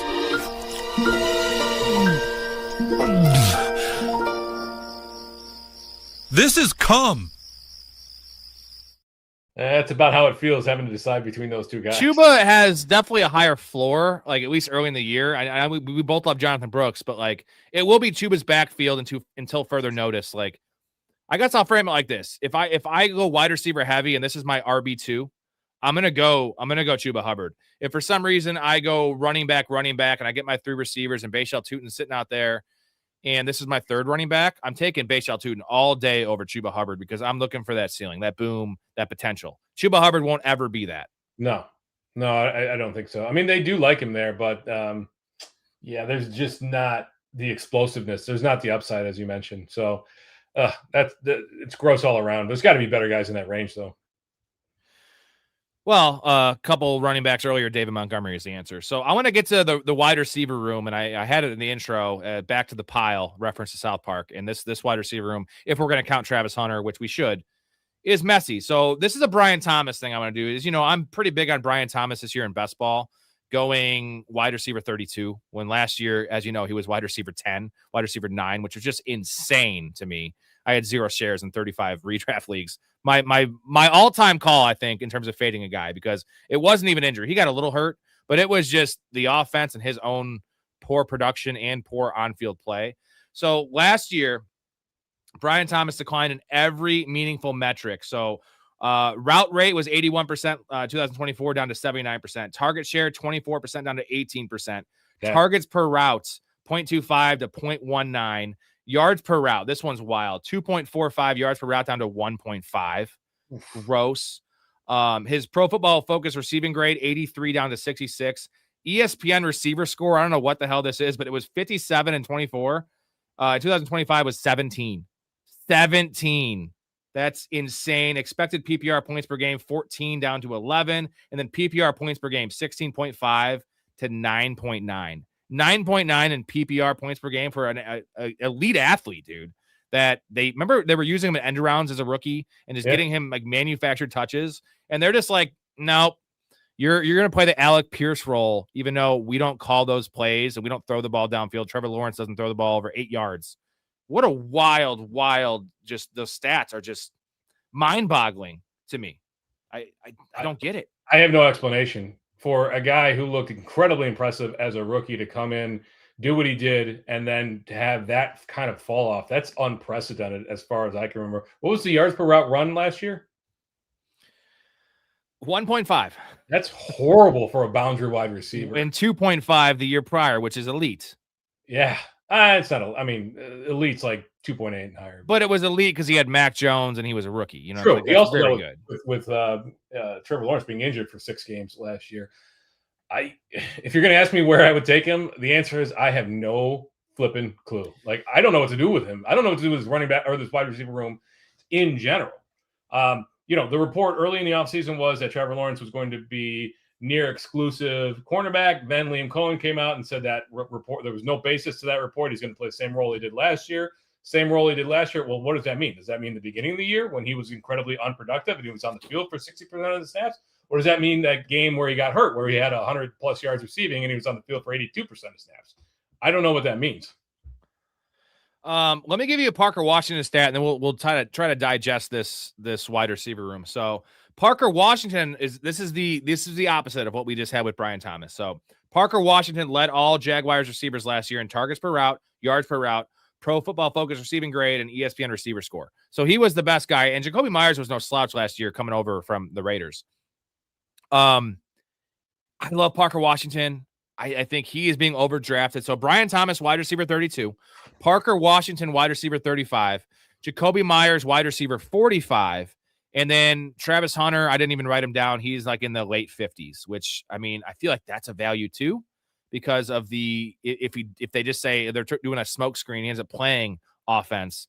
But this is a really crowded room, and you also have Brenton Strange, tight end 20. I'm going to throw him out here. These 4 guys, where's the value? Where's the upside? And where are you going, or are you avoiding? I was going to ask if you had clocked Brenton Strange, because 540 yards over 12 games last year. Remember, he missed quite a bit of time. That's pretty good. Now, it's only 45 yards per game, but for a wide receiver who caught 46 passes last year, or excuse me, for a tight end who caught 46 passes last year, I wouldn't be surprised if, they signed him to an extension in this offseason, because he's on the last year of his rookie deal. So there's definitely some value there, I think, in best ball leagues and tight end premium leagues. But you're not drafted in a redraft, right? Like there's too many other guys there. The value is probably Brian Thomas. Like, it sounds kind of gross, but wouldn't you want to take we know what Parker Washington is, and he's been underrated his entire career, but now he's kind of sneaking up into that wide receiver 3 territory, and it starts to get a little nervous because we've seen plenty of Parker Washington games that were underwhelming. You're going to be cutting a lot of wide receiver 3s on all your fantasy teams. I think I want the guy that has shown the overall upside that Brian Thomas showed. And has the draft capital. Like, it's only 2 years removed from him being a first-round pick and showing out as a first-round pick. And he offers something that these other guys don't. Jacoby Myers is just a slot merchant, super steady guy. Parker Washington is a juiced-up slot merchant, but he's also like 5'10". And again, I love Parker Washington, but the fact that they're going back-to-back, like, I don't play fantasy like that. I don't want to play for the guy that's going to meet his ADP. I think Brian Thomas, worst case scenario, Brian Thomas stays healthy, Storey, full PPR. What wide receiver finish? If all the things go wrong like last year again, is wide receiver 40 his basement? I mean, barring injury, probably wide receiver 45. That's rough, bro, with that skill set he has. What is the ceiling, though? Is the ceiling top 15? I was going to say wide receiver 15. That was exactly what I was going to say. Because there is definitely more competition on this pass catching competition on this team than there was in 2024. Reminder, I think Washington's on the last year of his deal this year. So from a dynasty, but they paid Jacoby Myers though. They did pay Jacoby Myers. I don't know what they're doing. They paid Jacoby Myers. They traded up to get Travis Hunter. They have Brian Thomas. They like Parker Washington. It's like a guy that's juggling 4 chicks. He's like, well, this one cooks. This one does anal. This one watches football with me. This one's really pretty, but she's a bitch. Which one do I choose? I think the correct answer is you rotate all of them and you have one every different day.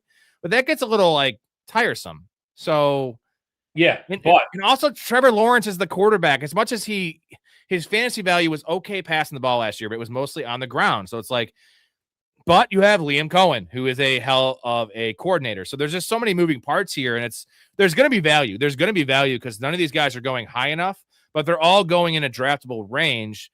We have to plant our flag. And I think my flag currently, because I'm doing only best ball drafts, is on Brian Thomas because I feel like he's the best ball option. Redraft, though, are you comfortable sticking Brian Thomas in your wide receiver 3 spot? I mean, I like having my wide receiver 3. Usually I set my team up where it can be boom or bust, but I don't like having 3 for 30s, dude. I don't like having that. I can't have that. I don't. I think I would be comfortable having him as my wide receiver 3. And if it's not working out in the first couple of weeks, like I think I can build you're not dealing with a ton of injury. You're not dealing with injuries in the first 2. You're not going to put a guy who's injured or coming off injury for the most part in week 1. So if I think I can build a robust enough roster to withstand a 3 from 30 from our wide receiver 3. You should be able to, if you're a good drafter and a smart fantasy player, you should be able to overcome that. So if I do get stuck with him as my wide receiver 3 and he posts 3 for 30 for the first 2 weeks, well, you got to start making some tough decisions and maybe move on. Conversely, if I can find another wide receiver 3 who might be a little, it also depends on roster construction, right? If T. Higgins is my wide receiver 2, I might want somebody I'm with a little more steadiness behind that, right? Because Higgins has been known to get injured. So there's some roster considerations. I still think I'm going to go back to Brian Thomas. I don't know if Jacoby Myers is in a range where he's being drafted, but he might be undervalued. No, he is. He's a wide receiver 4, wide receiver 45. Okay. He had a 23% target share after coming over last year, so that's pretty elite. That was actually more than Brian Thomas. Yeah, I mean, I don't remember how many yards he had last year. Probably like 500-600, something like that. Think about that. He comes over mid-season in a trade and actually out targets Brian Thomas, who was there.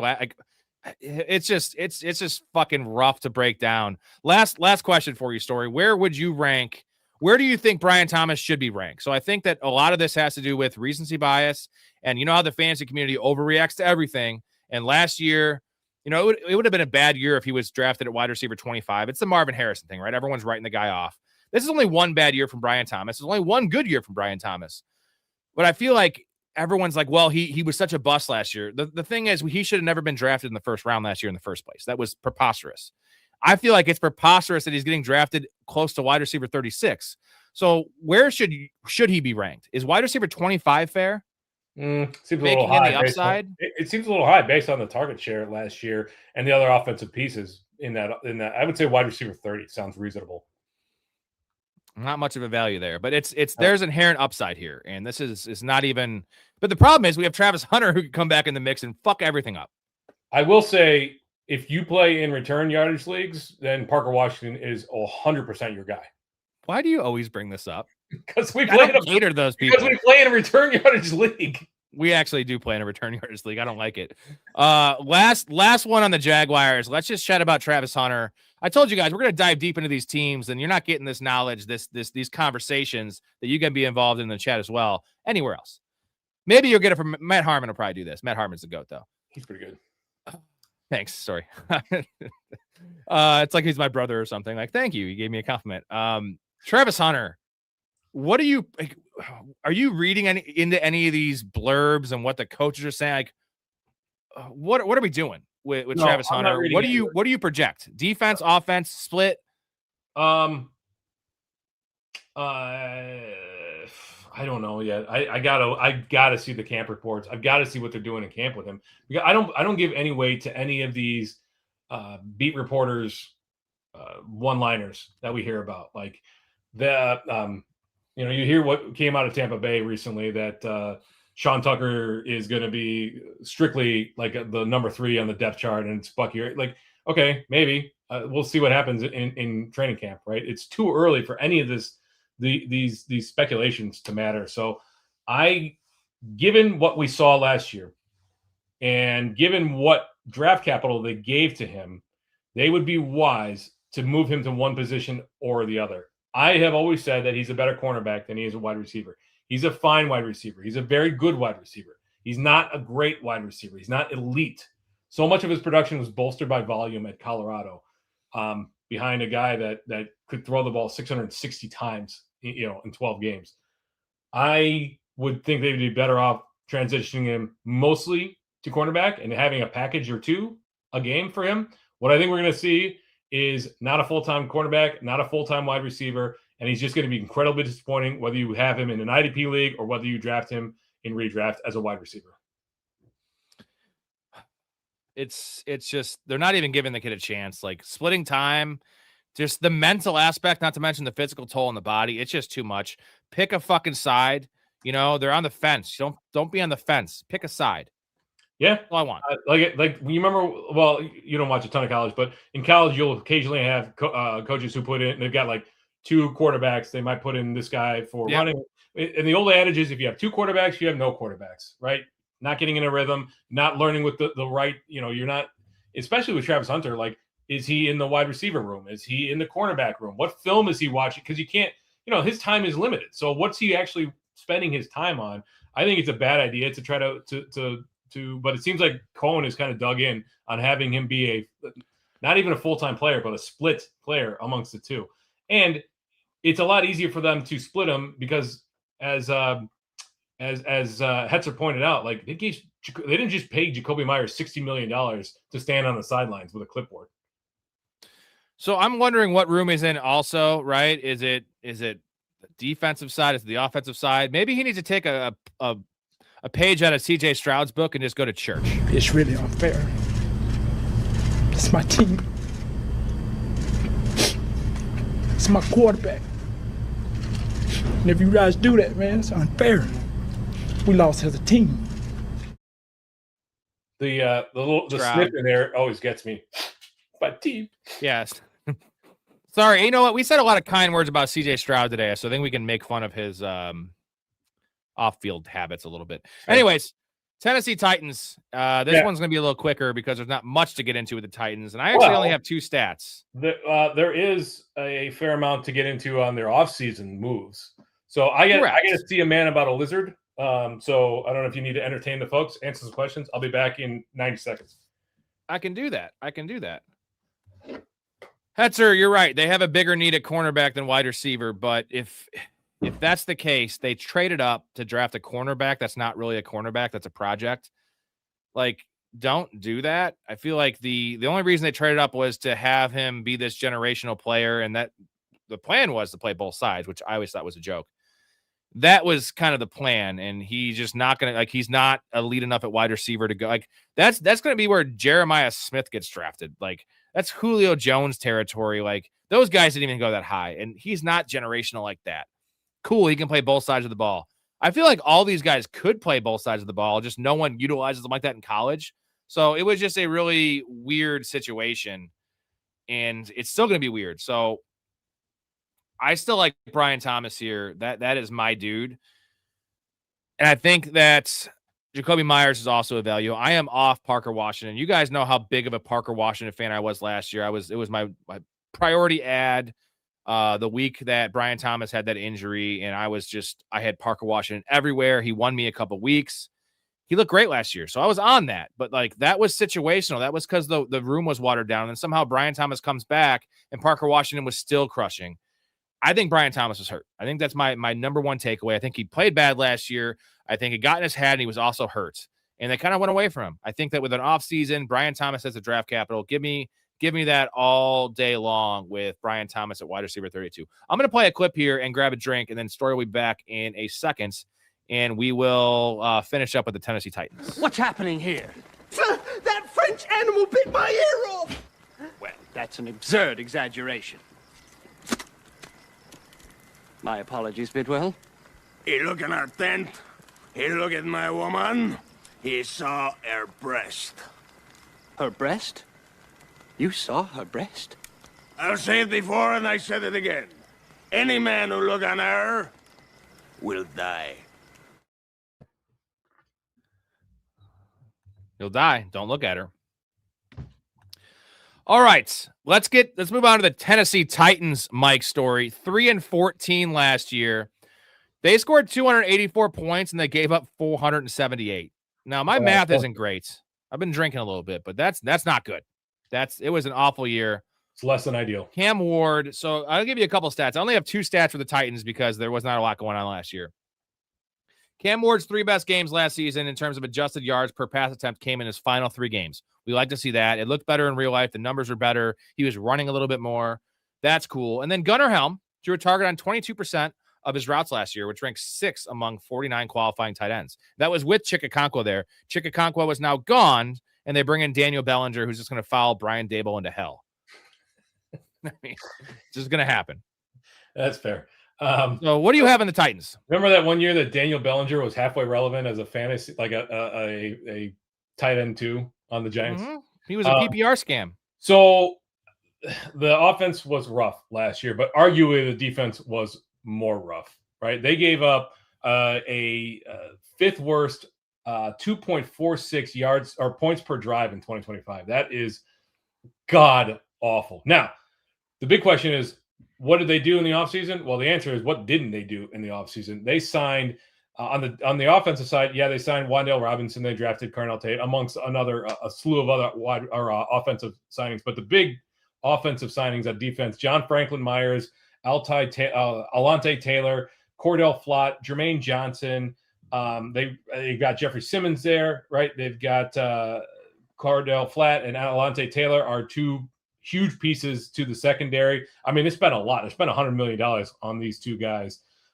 This should fit Robert Saleh's zone scheme. The zone, like he loves running 3 high wide receivers or 3 high cornerbacks, right? That's his zone style. So defensive wise, I think this team's going to take a big leap forward. Like, they should be a lot better on defense this year. Of course, that really doesn't mean anything unless Cam Ward is better this year, right?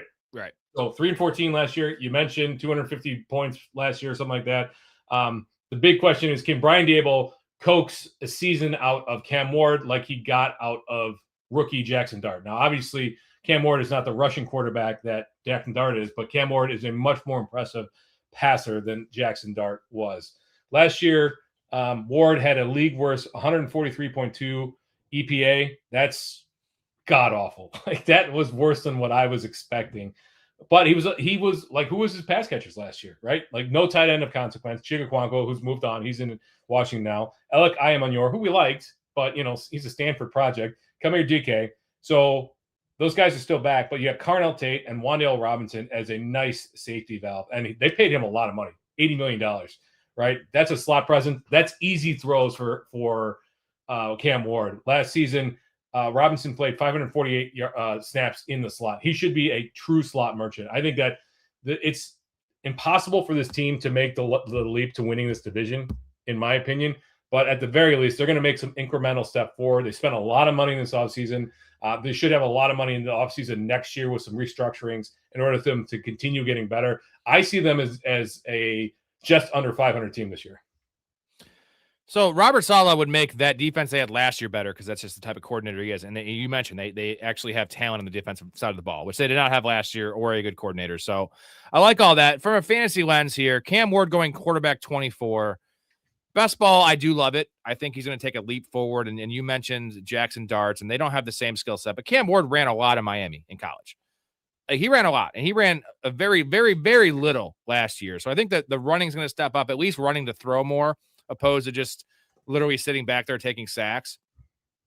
Let's talk about the running back room, though. Tony Pollard, RB29, Tajay Spears, RB50, and Nick Singleton, our boy, running back 55. Do you see Pollard as a value? So I think we were talking about Bashal Tutin earlier, right? Running back 26. Would it make sense to take Tony Pollard and Bashal Tutin? You take Pollard after Tutin, you just start Pollard to start the year because he should be the starting running back for 3, 5, 7 games. And then they'll slowly start mixing Singleton in, and Spears will be the pass catcher. Or is this going to – because the offense will be better than last year because Tony Pollard had every chance last year, and it was awful until the end of the year when no one was starting him anymore. Yeah, I mean, they've got some questions, a lot of questions on the offensive line. Like, they signed a left tackle, Dan Moore, to a pretty big contract, $82 million. But he – not this offseason, the offseason before, but he was not very impressive last year. And their interior, especially on the – run blocking is there's a lot of question marks there as well. So Dable's got his work cut out for him to try to get this run game in line there. I think Cam Ward has upside. I think the passing game has upside. I'm just not so sure that there's going to be the scoring chances nor like the production. Like, none of these guys are overwhelmingly impressive. I like Nick Singleton as a prospect. Draft capital's not there. He's also competing. He's like third on the depth chart at the very best. Like Tony Pollard and Spears, like Spears has been oft injured, but he was fine for the most part after he came back last year. I don't know, man. I don't know that I want any of these running backs. I know Pollard had 1,000 yards last year, but that felt like it was bolstered by the last 3 games or whatever it was. Man, I want Singleton as the, usually I love taking handcuffs. This is the guy I think can earn a role and earn the role by the fantasy playoffs or even before that without injury. And Tony Pollard is the definition of a guy that could be traded at the deadline or if a running back goes down. I think the Titans have high hopes for this season in terms of a 3-14 season last year. Like, they're going to double, maybe even triple their win total. But that's probably not the playoffs, and it's most certainly not the Super Bowl. Why not get a 4th or 5th rounder for Tony Pollard to a running back needy team? He still has some juice left. That's another little angle for Nick Singleton. I think he's just a better player than Tony Pollard at this stage of his career, at least better talent. So I love that at RB55. Does Tajay Spears do anything for you? I think he's just the middleman. Like, he's never going to get the starting role. RB50 is late. It is late, but what are you getting? You might get a game here and there, and he's a decent pass catcher, decent pass protector, so he's going to be on the field. That's just going to eat into Tony Pollard's snaps. It's not going to do enough for you to be comfortable starting him in a redraft. And, best ball, you might get a game or 2 where he cracks your lineup. I just don't think there's enough there. I am convinced that this team is going to be better, but not world beating. They're going to know where the holes are for the next offseason. And the running back room, if Singleton isn't that game, if he doesn't take that leap, he's got to beat out 2 guys on the depth chart. Like, if Pollard goes down, it's probably Spears, Singleton, 50-50. Like, they're not going to. I don't think so. Spears can't even stay healthy in an ancillary role. You're going to throw that guy out there for 20 touches? He's going to die. His little lollipop helmet? Get the hell out of here. No way. I know. But, Pollard stayed mostly healthy. Did he even deal with injury last year? He played all 17 games. No. Right? No, it was wild. He was so bad. Let's shift gears to the wide receiver room. Your boy, He Carnell Tate. did have a couple 100-yard games in the near the end of the season. So. It was the biggest joke ever because, as you know, I drafted a decent amount of Tony Pollard last year, like 6 or 7 shares. And I went wide receiver heavy. I was like, he'll get me through the year, and I had all these handcuffs. And then by the time he started going off, I think I still had him on the roster. I wasn't starting him. His major breakout game was against the Browns. Had like 170 yards and 2 touchdowns. The Browns entered that game as the number 1 defense against running backs, both on a yards per carry, total yards, and fantasy points perspective. And he goes off for be the RB1 in the week against the Browns. Like, that's fantasy for you. Wide receivers, your boy Carnell Tate, wide receiver 30, 4th overall pick in the NFL draft. Wan'Dale Robinson, you mentioned before, he's at wide receiver 52. Now, this is half PPR underdog, so I think he'll go higher in PPR, maybe like mid-40s. And then Calvin Ridley, oh, God, how the mighty have fallen. I don't know how mighty he was, but wide receiver 75 for Calvin Ridley. Holy shit. I mean, he was fine in Atlanta.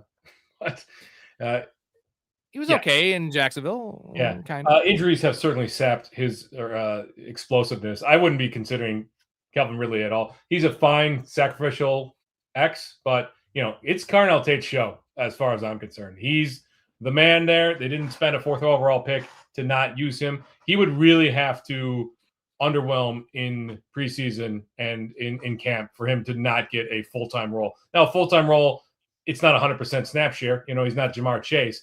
But Carnell Tate should be on the field for 85% of the snaps right off the bat. So that means volume is he's got the opportunity for volume. I think he's got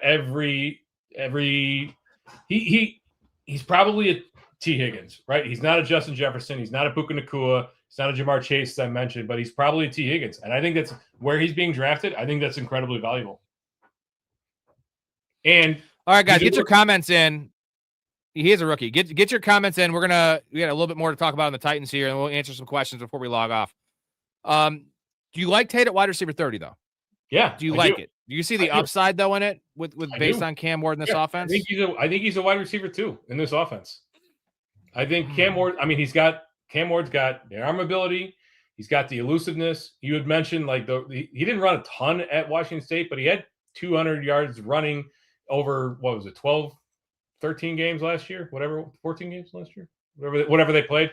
Not last year, his final year in college at Miami. I like it. I think he's a wide receiver too. Now at wide receiver, I don't think his price is going to, that's the problem. I don't think his price is going to stick at wide receiver 30 because we're not to the casuals drafting it. And when casuals get in and they look at Carnell Tate was drafted 4 overall. I remember that name, even if passing, I remember that name from Ohio State. This isn't a Puka Nacua situation. This is a guy who's going to get buzzed.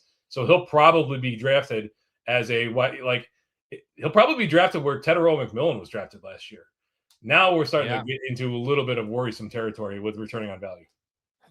Yeah, I like the spot better than what Tet was going into last year. A little better just because I do like Cam. I like Cam Moore's an aggressive passer, right, down the field. And Bryce Young has just never been that. Wan'Dale Robinson, let's call it wide receiver 45 because I think this is best ball that I have half PPR. So he's just not a sexy best ball guy. But I feel like he'll have some value in PPR. And do you like the value there? Because you mentioned 80 receptions is what he's been rocking the last couple of years. And a nice little security blanket. And also a mix of the fact we like Gunnar Helm, but there's not a lot of tight end threat there on this team. So Wan'Dale Robinson going to soak up all the underneath stuff. That is not Carnell Tate's game at all. Exactly. They don't have a tight end of consequence. They don't really like to run to the wide receiver or to the running back. And now Brian Daboll might change that scheme a little bit. We did see him throw to the running back. He's everywhere he's gone. He's utilized the running back out of the backfield, mostly in dump offs. We saw what Cam Scatterbo did with the Giants last year. So I think it's a fair value for Wan'Dale Robinson. This is a best ball pick though, right? Redraft wise, when are you ever going to be able to start this guy? You would need a decimated wide receiver room like you had in New York last year for him to be fantasy startable week in and week out.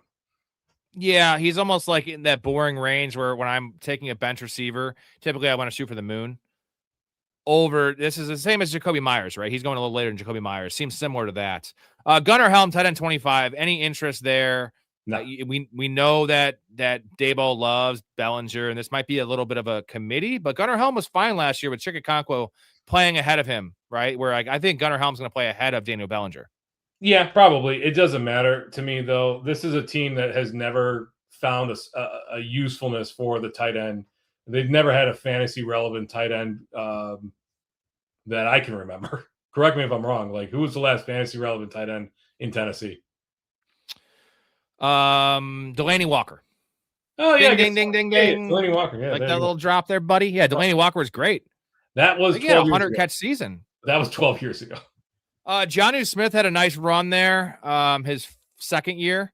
I guess you're right. And that's kind of why I like Chikakonkwo last year in best ball, because it was the same situation. Jonnu Smith flashed as a rookie, and then he had that like 6 touchdowns in 6 games his second year, and then he got hurt and it wasn't the same thing. But those are the 2 answers there. So it's not a really good list, I don't think. It wasn't his second year; it was his 4th year. He had 65 targets, 41 receptions for 448, and 8 touchdowns. So, that was his 4th year. Wow. 2020. There you go. I guess cool. No, to answer your question, Gunnar Helm doesn't do it. There's I don't think there's even a reason to draft him in best ball. Is Delaney Walker the last tight end to return a kickoff for a touchdown? That might be the answer, because it's rare. I didn't even know he did return a touchdown or a kickoff for a touchdown. God, Dakota said it must be true. He knows ball. Dakota knows ball. How's Chicago, Dakota? He's in Chi-Town right now, so he's hanging out with us. Yeah, cool. Not in the suburbs though. We're ways away from you. Yeah. What are you? Is he visiting? Yeah, some work business thing. Keith, shout out to Keith. Cool. What's up, fellas? So if you want some recommendations for food, you avoid the deep dish. Like I know everybody says Chicago deep dish, like Illuminati's, Giordano's. It's fine. There's 2 pizza places that you should go to. One of them is called Peace Pizza. Great, like oven, brick fired, like wood fired brick oven pizza. And then go find a Chicago style tavern style pizza. Really good thin crust pizza. You're too late. He asked us in the Discord like yesterday, and you weren't there. So don't give him your spiel now. You fucked up, Story. Keith, what's up, fellas? I think the Jags drafted a few tight ends. They might be looking at a heavier personnel. You might be right about Parker Washington. So that's a good call from Keith. Shout out Keith, Patreon member. We love you. Oh, Who's going to see the field? If it's that was a 2nd round pick, right? That was their first pick. Yeah. That was their first pick too, because they didn't have a first rounder. Was it their first pick? Yeah, they didn't have a first rounder. I think it was their first pick, 2nd round. Yeah. Okay. So who plays in 2 wide receiver sets? Who plays in 12 personnel? It's going to be Brian Thomas for sure, and Jacoby Myers, right? Brian Thomas, Parker Washington. Not Jacoby Myers. No, I don't think so. Really? Yeah. Does he seem like a full-time player to you? Parker Washington doesn't seem like a full-time player to me. He's a gadget guy, a really good gadget guy. I'm like the way he performed last year, he definitely more than a gadget guy. See, this is sorry, you're buying into the propaganda here, and this is like who was the biggest Parker Washington guy last year? I was talking about him so much, and the community just goes off a cliff here and saying he's a god when like he's fine. He's a good player. He's a 3rd wide receiver. He's a slot wide receiver. He is Josh Downs. Jacoby Myers can be used in all 3 receiver positions. He's like 6'2". Yeah. I guess you're right. Maybe. We'll see. Fuck you. No, I'm not. I can't guarantee it. I just look at the archetype of player, and like I just think it's wild how everyone just like no one was talking about Parker Washington. He was a nothing burger, and then he goes off for 5 games last year, and now he's a god. Like wide receiver 35 for Parker. What are we doing? Like, I love the kid, but it's a crowded room, and Brian Thomas is 1st round draft capital and had an elite season. Jacoby Myers is a proven veteran that's a much bigger body, a guy that can actually play X. Parker Washington cannot play X, and he can't block. He definitely cannot block. That is a bit of a problem. So maybe that's the thing. I guess if they want but they signed they drafted a bunch They drafted Nate Borkershire to block. So what do they need Jacoby Myers, or what do they need? What's his name? What do they need Parker Washington to block for? What I'm saying, Story, is why did they pay Jacoby Myers $60 million? Or you're just saying the Jags are morons? I mean, every team likes overpaying one player or another. I'm saying I think I still want Parker Washington over Jacoby Myers, but at cost, when there's a 9 receiver difference, give me the cheaper guy in this case. The answer is Brian Thomas. Okay. I mean, I told you I'm in on Brian Thomas. Keith agrees. That's case settled, case closed. I think Brian Thomas and Myers are in 2 wide receiver sets. Thank you, Keith. Keith knows ball. Keith, you're going to finish up the next 7 divisions for us. Storey, you're on hiatus until further notice. I'm just kidding. I love you, Storey. He's reading something now. What are you reading? Trying to find out if there's any hint about who's going to be playing in 2. Like if Cohen has slipped anything in any of these press conferences.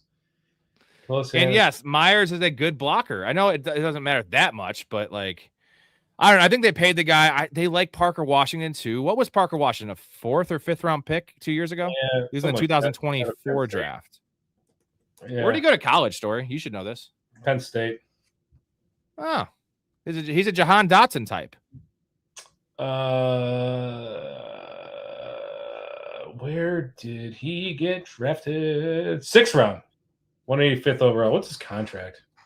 Wow, 6th round. You know, he's definitely outplayed that contract. Yeah, Cold Bath baby, you're a big boy. Thank you, Cold Bath. Appreciate that. And I don't fit in tubs, so yes, I'm a big boy. I couldn't take a cold bath. Oof, $4 million base this year. That's not a lot. But they are talking with him about a contract extension because he's an unrestricted free agent next year. They're just going to pay all these guys and have a million wide receivers, and they still have Travis Hunter. What are the Jags doing? I don't know. What's his name? Gladstone is the GM there, right? I think so. You're the GM guy. You hate them all. They're all clowns. They're all clowns. Every single one of them. Yeah, they're all clowns.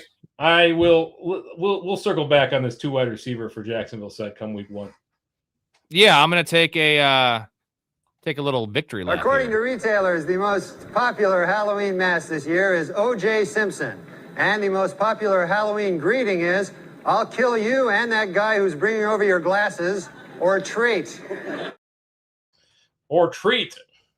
We got the hot tub guy in here again. We've missed you, man. Dude, that's a great joke you have. It's not played out yet, but maybe soon.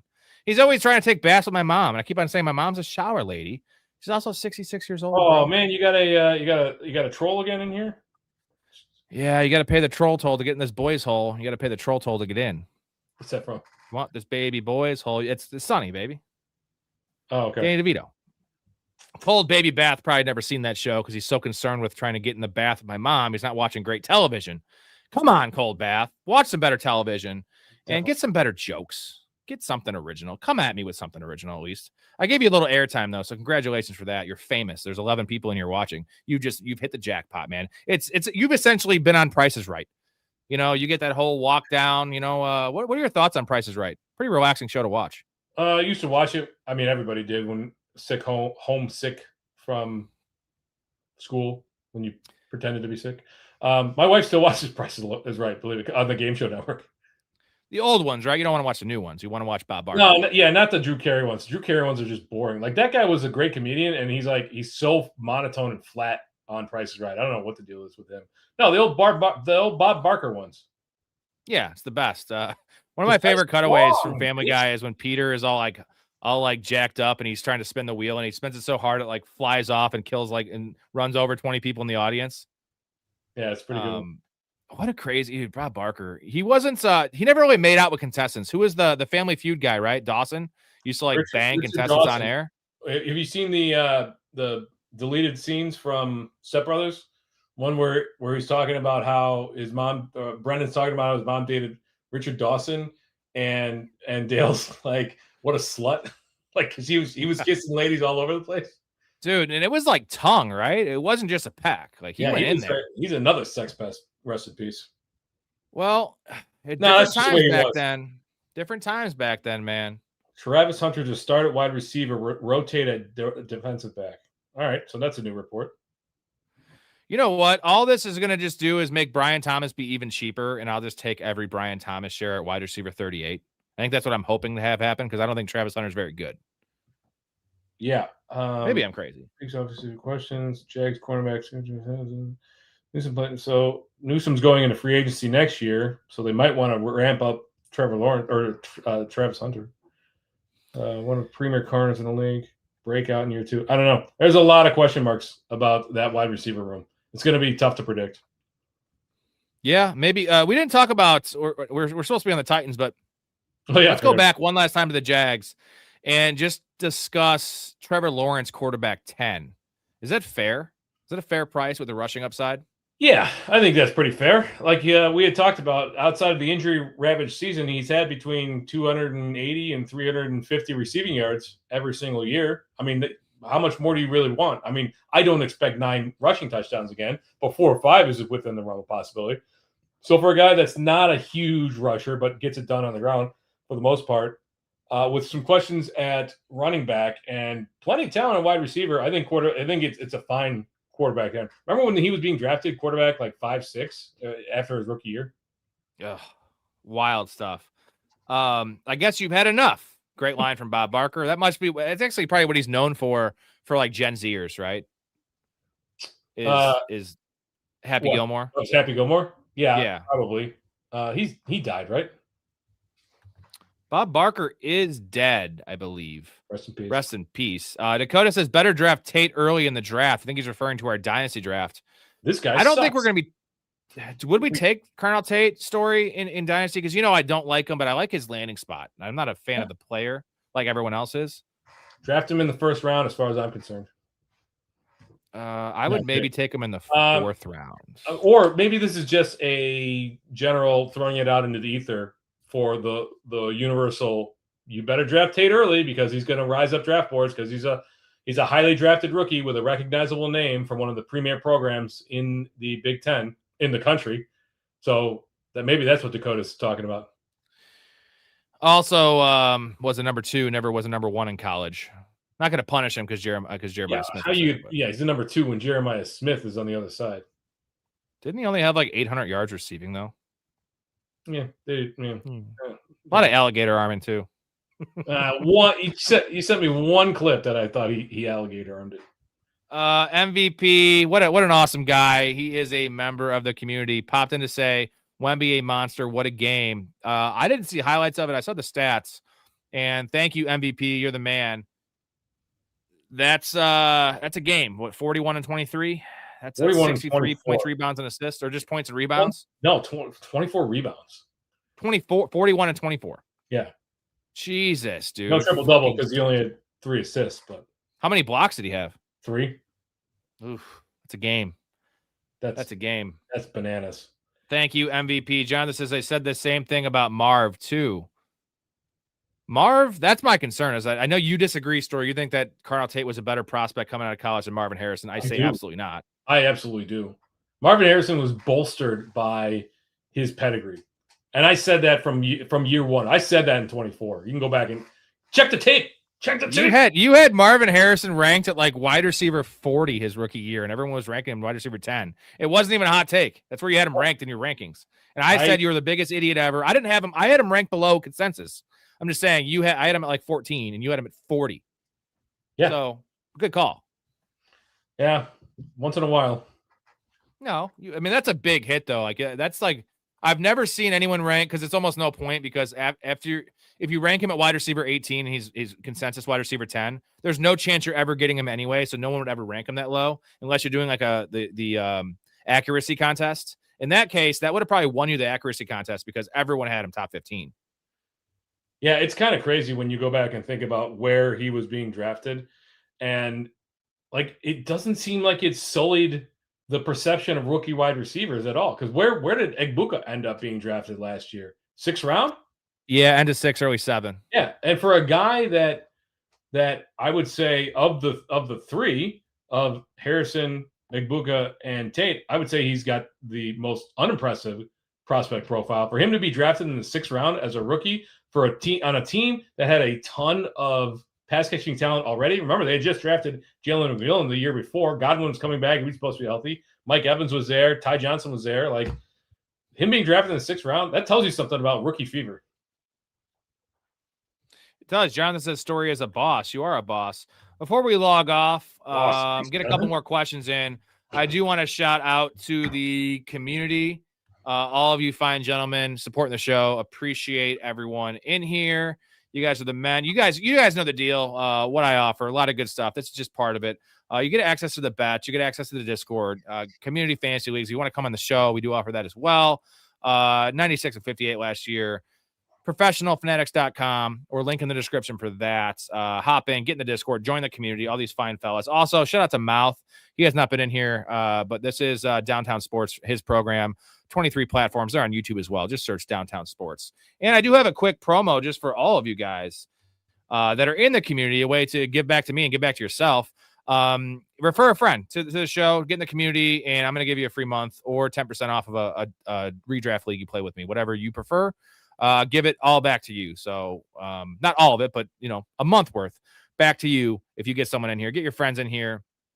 I know it's a disadvantage to have them getting this information, getting access to Storey and the Chaz and Nick O and Tom and Big Ray and all of us, Mouth. But why not grow the community, keep the show going for years and years and years to come, guys. So that's where you can get run over on your league mates. Like, hey, listen, I've been getting all this great information. If you want to keep up, you go here, and then you still slaughter them because they're not going to be as dedicated as the guys that have been in here since the beginning. Right, they're not. And Storey, the Discord. What is it called? It's it's the place to be. The place to be. What do you call it, Kramer? It was. Come on, Rudy. Come on. We call it the place. The place to be. Yes. All right, guys. We have our Dynasty Startup Draft tomorrow. Slow draft though, 4 hours per pick. So I'm still gonna do a stream with Mouth. We're gonna do a little underdog draft or two, but starts at 7. We had a lot of fireworks in this fucking league. Storey. We just made a trade today. We got a couple later picks, and we moved up. Well, we moved up to 3 overall. We had 12 and 13. We moved up to 3. We got a third rounder, and we moved up in the 7th and 9th, which it's a nine players in the starting lineup. It's a deep league. Yeah, there's been a ton of moving of draft picks over the last 9 days or whatever it is since the league filled up. It's been difficult to keep up with. I guess the draft will be interesting to see. What do we decide on? 4 hours per pick? Yeah, and it freezes from 11 p.m. to 7 a.m. Central Time. So there's 8 hours where the clock doesn't move. You can still make your picks. It'll move on, but it doesn't click for the next person. So how long do you anticipate this draft lasting? Like 2 weeks? 24 rounds, Yeah, 2 weeks probably. Like it's only 4 hours. Like I've been in drafts that have 8 hours per pick and that, usual like 16, 17 rounds. So that one's tends to go a little faster. People are going to start harping, even though we're not anywhere close to the season. Like people are going to start come round 4 or 5. People are going to be like, hey, let's start getting those picks in. You know what I mean? People are, even though from a game theory perspective, like if you really ascribe to the conception of, or the concept that knowledge is power, that the more information you have, the better decisions you can make, you would literally wait until the last possible second to make every single draft pick because there's a possibility that information could come in while you're on the clock. Now, we don't play like that because that's annoying as shit. That's more valuable later in the year, though, when you're doing a slow draft in August, because like guys will tear their ACLs. You know what I mean? That I do subscribe to. But it's better to wait, but let's not do that. Derek says Texas Two-Step, which is his team, will draft our first pick on Thursday because he doesn't have a pick until the second round. And then, Derek, it's just you're on the clock continuously for 4 rounds. So, I mean, you got to wait a while, and then Derek, you're just on the clock. Dictate the pace of this draft once we start the second round. Hats off to you, though, man. You worked those deals, and I would easily trade positions with you, and we haven't even drafted a player yet. But you know what, Storey? We have our brain power together here, and we haven't actually won a league co-managed together. We've had a lot of really good teams ravaged by injuries, and we always have a good regular season. Remember last year we had second most points and we missed the playoffs. Yep, that's never fun. Last year was our last year I felt really good about that team coming out of the draft, and things looked great, and then Tucker Kraft and Garrett Wilson, and it's just bad luck, right? Like second most points in that week, and we lose to the most points, and et cetera, et cetera. That's going to happen when you're talking about a one-off. Remember that one year we drafted Cordell Patterson? That was fun. God, Cordell Patterson. Jonathan says the A.J. Brown trade June 3rd can be big for somebody to wait on. He won't be around that long, and I don't know. I think we're all just assuming he's going to go to the Patriots. I don't think his value – do you think his value really changes too much going to the Patriots? Now? What position? Wide receiver what? 14? No, a little later than that, like 17 or 18. Okay, so that would put him where? In the 4th round? Yeah, it'll be a little later in Dynasty because he's 30. It might tick up a spot or two, but I think for the most part, that's the understanding that he's going to New England is built into his draft cost. Dakota said, wow, y'all moved up for your guy. Who's our guy, Dakota? Wink. It does change Devonta Smith's position. I think we're all going to know. I think we're all just assuming I'm drafting Devonta Smith in best ball in all these leagues with the perception that he is the number one guy. Now, Dynasty is a little bit more of a leap than a $3 or $5 best ball, but I'm drafting him as if A.J. Brown's gone. I think we all are, right? I am, certainly. Oh, I haven't done any drafts yet, but I certainly am drafting him as though A.J. Brown is gone. Like, just go to the prediction markets, like 90 to 95%. So, like, you're not going to go wrong by going with the wisdom of the crowd in these cases. Yeah, Derek says, funny enough, Mouth made the first offer. We countered, but the juice of the deal was his offer. Well, you know what? He offered up his wife and his home, and you got a free house, you got his wife, you got everything, you got his bank account. He got your dog or something. Pretty cool. You got a nice dog though. Well, there you go. I mean, good for him. Who gets like eventually Mouth is going to trade the rights to the Downtown Sports Podcast. Yeah, that's all he's gonna have left. Fucking capital is just the podcast. Hey man, we can get ahead with that. I will offer a share in the show, in our show, to get something. Dakota says you think it's Gibbs. I think it's Gibbs. I mean, I'm fine with any of those players at pick 3. I don't care. We just wanted I think there's 4. If you want to count JSN, there's 5. I think there's 4 premier players, and I am totally cool with any of those dudes. 12 and 13 was just a little sketch. We want a premier guy. We got to compete with Derek, guys. We got to compete with this fucking. Yeah. He's built a monster before a pick has been made. We made a move to get to 12 and 13 because we had a really good plan for what we thought this year would look like. But Derek has shaken things up quite a bit, and we're not going to rest on our laurels. We had to make some moves. Ooh, some insider information from Hetzer. So Jalen Hurts didn't attend A.J. Brown's wedding. Not sure if that means anything or not, as a wedding could have been family only, but damn, those dudes are for sure not close. That might be the final nail in the coffin if that's correct, you know? Interesting. Speaking of offseason news, did you hear about Ahmad Hardy from Missouri? Got shot? No. Yeah. So he was almost certainly a first-round pick. He's a running back at Missouri. He was almost certainly a first-round pick in next year's NFL draft. A very, very highly touted future fantasy prospect. But we just got to hope. I did hear about that. Okay. Yeah, we just got to hope that he gets back healthy. You know. Storey, I have a question for you to end the show. Jalen Hurts just got married. We just learned. Do you think Jalen Hurts? You think he memorized? AJ Brown got married. Oh yeah, sorry. AJ Brown got married. Do you think A.J. Brown memorized his vows, or was he reading them? Simple Jack, the story of a mentally impaired farmhand who can talk to animals, was a box office disaster that many critics called one of the worst movies of all time. Got a good brain. I think you've got a fine brain, Jack. You make me happy. But now the question is, can speed... Didn't get that joke. If you didn't understand that joke, A.J. Brown likes to read in the sideline. It's a reading joke. It's terrible. It was dad joke-ish, but the clip saved it, I think. Yeah, I think it saved it. Also, I forgot that Tug Speedman is watching that E! Hollywood clip there, and I think that's when he's starting to realize that it was not a good performance. No. What I love about that is he has the cardboard cutout in his office, and like it's moving. He has that in his office. He's an agent. It's like the biggest bomb ever. It's about a mentally impaired farmhand who talks to animals. And just, dude, why would you have that in your office? It's like a Michael Myers cutout's cool. Like, there's a lot of cool cutouts. Like, that cutout just makes the little details make that movie, make movies what they are. And that's a great detail. Do Simple Jack. Yeah, right. Simple Jack. All right. Great show as always, Storey. You are truly the GOAT, and you make my job very, very easy hosting. I just breeze through this thing. I can just not really pay attention sometimes, and it always goes off smooth. That's fine. Just got to keep the people entertained and informed both times. I think so. I think we do a good job at both those things. That's the whole goal here. Entertainment is huge because you're going to hang out with someone in May talking football, deep diving in a shit-ass division like the AFC South. You better have some entertainment because that division is not very entertaining, and it's also May. It will get better.